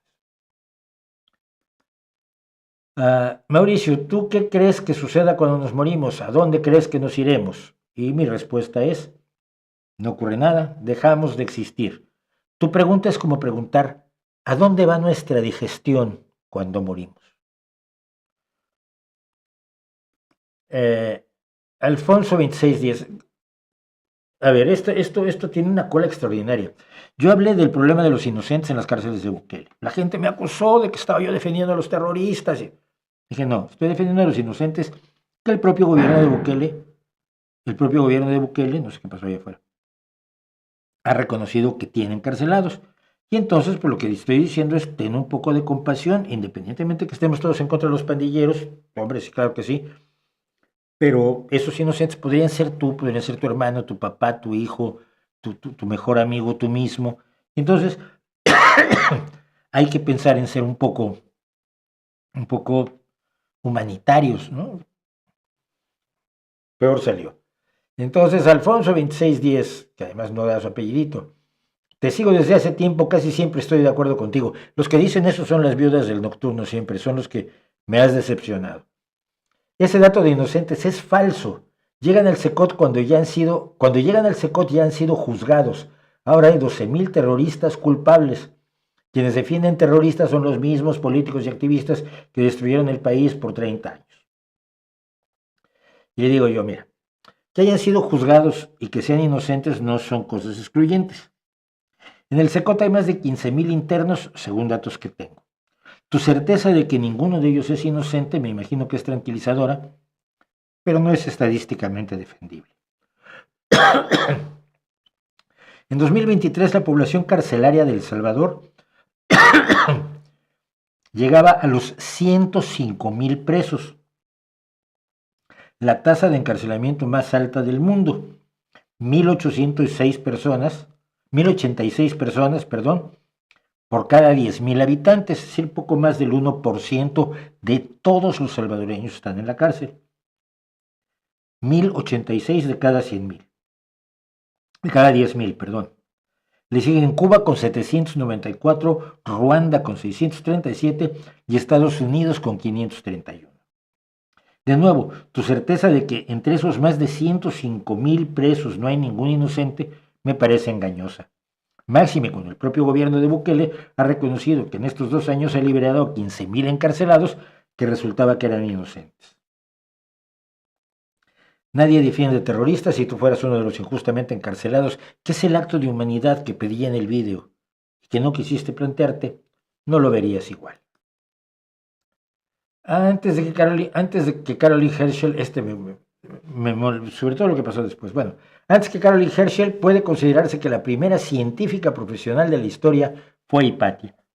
Y luego me hace el resumen de Wikipedia de Hipatia, que fue filósofa, astrónoma, matemática, neoplatónica, helenística, vivió en Alejandría, destacada pensadora de la escuela neoplatónica de Alejandría, que es una escuela filosófica, donde enseñó filosofía y astronomía. Y murió terriblemente martirizada, sí, la destazaron, la quemaron, en fin, fue horrible la muerte de Hipatia de Alejandría, que es una pensadora muy importante. Pero le explico, no hay que olvidar que no puede ser científico cuando aún no hay método científico. Es el típico error de Thomas Kuhn, el filósofo, llamar ciencia a las protociencias, a la filosofía y a la teología. A Hipatia nadie le pagó por hacer ciencia, era profesora de filosofía. A Caroline Herschel, sin embargo, se le pagó por hacer ciencia. Y fue la primera científica profesional de la historia. Mercurio DW3XK. Recordemos que el negocio de hospitales, médicos y farmacéuticas no es curar, ven lo que hablábamos. El negocio es aliviar tus dolencias y que sigas enfermo. Así funciona el mundo. Y los que hacen mantenimiento a casas y aparatos como fontaneros y técnicos electrodomésticos hacen reparaciones con tiempo programado, calculando una duración, porque si hacen reparaciones perfectas, pierden clientes. Mi respuesta. Lo que estás diciendo tú es que tú le joderías la vida a millones de personas por dinero, que serías deshonesto, que harías lo que sea por dinero y luego afirmas que todos los demás somos como tú. Por suerte no. Por suerte no todos somos malas personas y psicópatas. Cuando digo aquí algo de que los antiguos extraterrestres, las ideas de los viejos extraterrestres que promovió entre otros von Däniken, que se hizo millonario con ella, y estoy diciendo por los extraterrestres antiguos, no hay indicios de que hayan venido. Y José Luis Hernández me dice, pretende decir que está solo en el universo, que solo en el planeta Tierra hay vida. Qué decepción ver este vídeo. Mi respuesta, no dije eso. No sé por qué la gente cree que si uno dice no han visitado la Tierra, es que no hay extraterrestres. Probablemente los hay, pero va a ser muy difícil que nos encuentren y mucho más que vengan, por las limitaciones que nos impone la física y por el tamaño del universo, que esta gente no suele tener idea de cuál es. Y estos son los de siempre y siempre me gusta responderles igual. Julián Galván Salvador me dice, los humanos son por naturaleza dados a la bestialidad. Y yo respondo, cuéntanos, ¿cuántas bestialidades has cometido tú y cuántas ha cometido tu mamá? Porque al final todos te dicen que los humanos somos asesinos por naturaleza, pero ellos nunca han asesinado a nadie, ni conocen a nadie que sea un asesino, ni mucho menos, pero se lanzan con todo.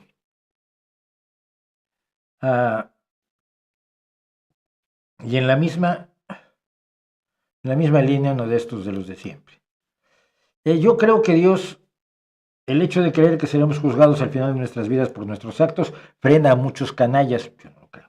Si Dios no existe, vale todo, decía Dostoyevsky. Yo siempre he dicho lo contrario. Si Dios existe, vale todo. Los grandes asesinos de la historia moderna, Robespierre, Hitler, Stalin, Mao, Pol Pot, desde luego no creían en un Dios que los iba a juzgar por sus actos. Digo, no sé por qué te saltaste a otros asesinos como Pinochet, Videla, Franco, Trujillo, Leopoldo II de Bélgica, la Santa Inquisición, Mussolini y cientos más, todos ellos cristianos. Y no sé de dónde sacaste que Hitler fuera ateo, pero él nunca dijo serlo, y la Iglesia Católica lo celebraba con toda felicidad. Y llegamos a Elton.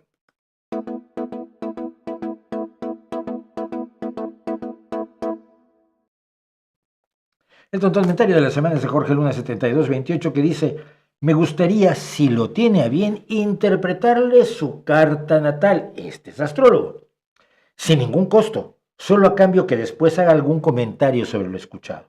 Necesito ahora, obligatorio, consultar su acta de nacimiento, fecha y ciudad de nacimiento, sus 2 nombres y sus 2 apellidos. Gracias. Y a la amabilidad absolutamente agradecible por la generosidad del señor Luna, sobre todo de no cobrarme, porque la iba a tener crudo para hacerlo, le propongo, mejor hacemos al revés. Ya has visto cómo soy. Ahora dime en qué día, hora y ciudad nací. Eso sí sería convincente, salvo porque mis datos están en internet. Todos menos la hora de nacimiento. Dime, ¿a qué hora nací exactamente y en qué lugar de la Ciudad de México? Estoy esperando que conteste, pero no me parece que no ha querido contestar. Me gustaría que invitara al catedrático José Miguel Mulet, que me dijo LMAD R, pues ya se hizo. Este fue genial porque yo dije que alguien tenía un odio cerval. Dice, el adjetivo cerval se aplica al miedo, el terror, no al odio, que no se sabe que lo experimenten los ciervos. No pude descargar el vídeo, pero le puse un vídeo de un ciervo poniendo seco a un cazador. Le pone una paliza brutal, lo ataca con los cuernos, con las patas, lo patea como un balón de fútbol. No creo que sí existe el odio cerval. Y finalmente, desprestigiar a toda la filosofía por una tontería que diga algún filósofo es como desprestigiar a toda la ciencia por una tontería que diga algún científico. Simplemente no tiene sentido. Por supuesto que yo nunca he hecho eso. Le digo, es que da igual que los científicos digan tonterías. Lo que importa es lo que pueden probar con los métodos de la ciencia.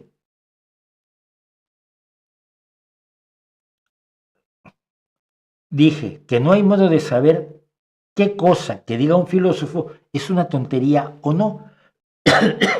Los filósofos no tienen método de comprobación, ni rigor, ni criterios de verdad, y por eso idolatran por igual a filósofos contradictorios, idealistas y materialistas, monistas y pluralistas, pesimistas y optimistas, postestructuralistas y racionalistas. Les da igual, todo es filosofía y a nadie debería importarle lo que dice ninguno de ellos. Y aquí termino con algo que oía yo el otro día. Aristóteles decía que las mujeres eran inferiores al hombre, que todo lo que eran las virtudes del hombre eran vicios de la mujer. El hombre era racional, la mujer era descontrolada, irracional, emocional. El hombre era inteligente y guapo, la mujer era tonta y solo le interesaba el sexo. Y si tú, con que una persona diga eso ya podemos considerar que no sabe lo que está diciendo, ¿no? Pero Aristóteles sigue considerado un gran filósofo. Luego dirán que estoy mal.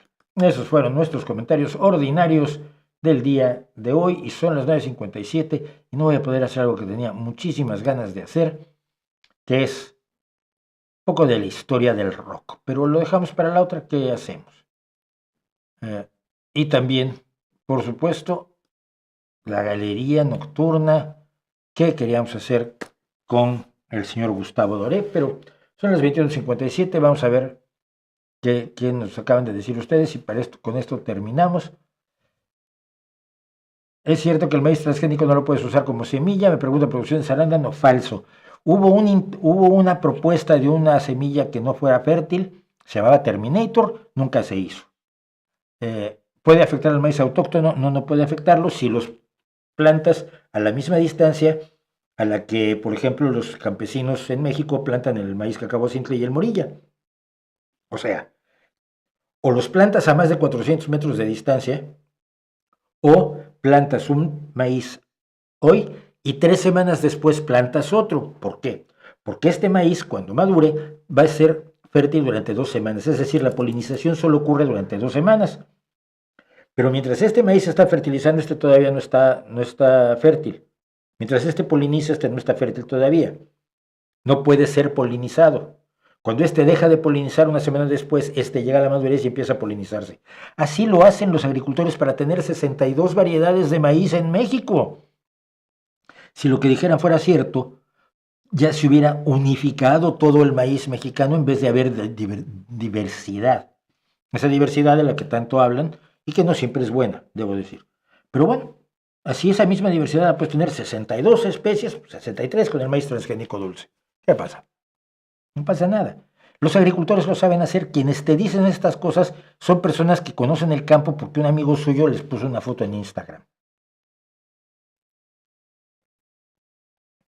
Ah,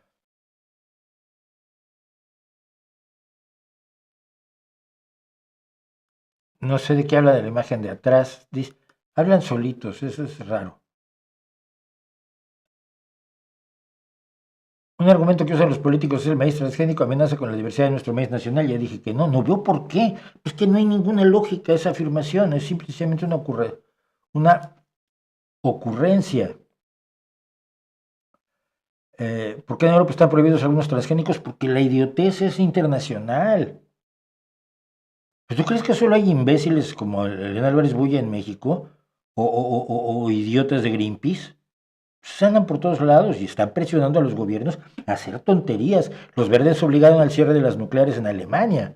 Imagínate. Ah,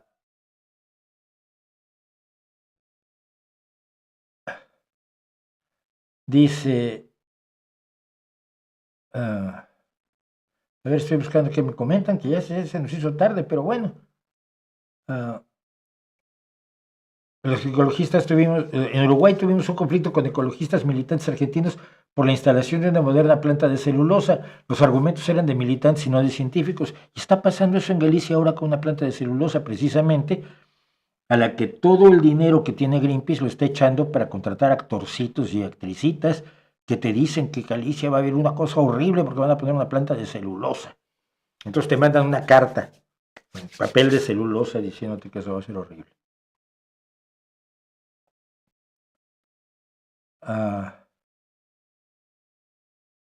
No he leído Viridiana Ríos, no. Ok. Ya, me harté de uno. Bueno.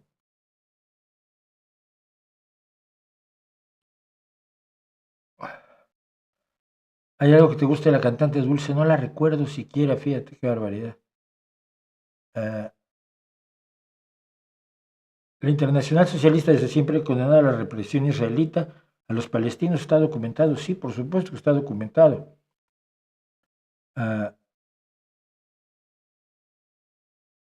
Nivel de literatura para Stephen King, me gusta esa iniciativa. Pues no veo por qué no. ¿No sería posible desde España al menos darle el Princesa de Asturias? No, porque los que llevan el asunto son muy A ver, se preocupan más por el prestigio que los premiados le puedan dar al premio que el premio les dé a los premiados. Todavía están en esa etapa, entonces eso es difícil. Bueno.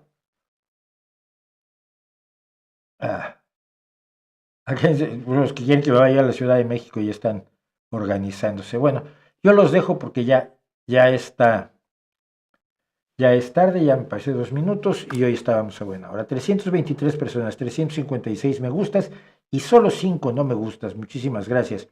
Estamos sobre 300 personas, me llama la atención. Yo pensé que iba a bajar muchísimo la población de nuestro público el día de hoy, porque estamos en los días que estamos, pero precisamente también por ello quería hacerlo. Gracias Eric Ruiz por su super chat y nos vemos el próximo el miércoles, no sé si el miércoles va a haber algo, creo que no, o haré algo muy ligerito porque lo otro que estoy planeando es para después, pero vamos a tratar de tener algo el próximo miércoles, siquiera para saborearlo. El jueves nos vemos aquí y arrancamos el año con por lo menos una cosa que tengo muchísimas ganas de hacer, que es mi relación con el rock y la historia del rock de pasadita.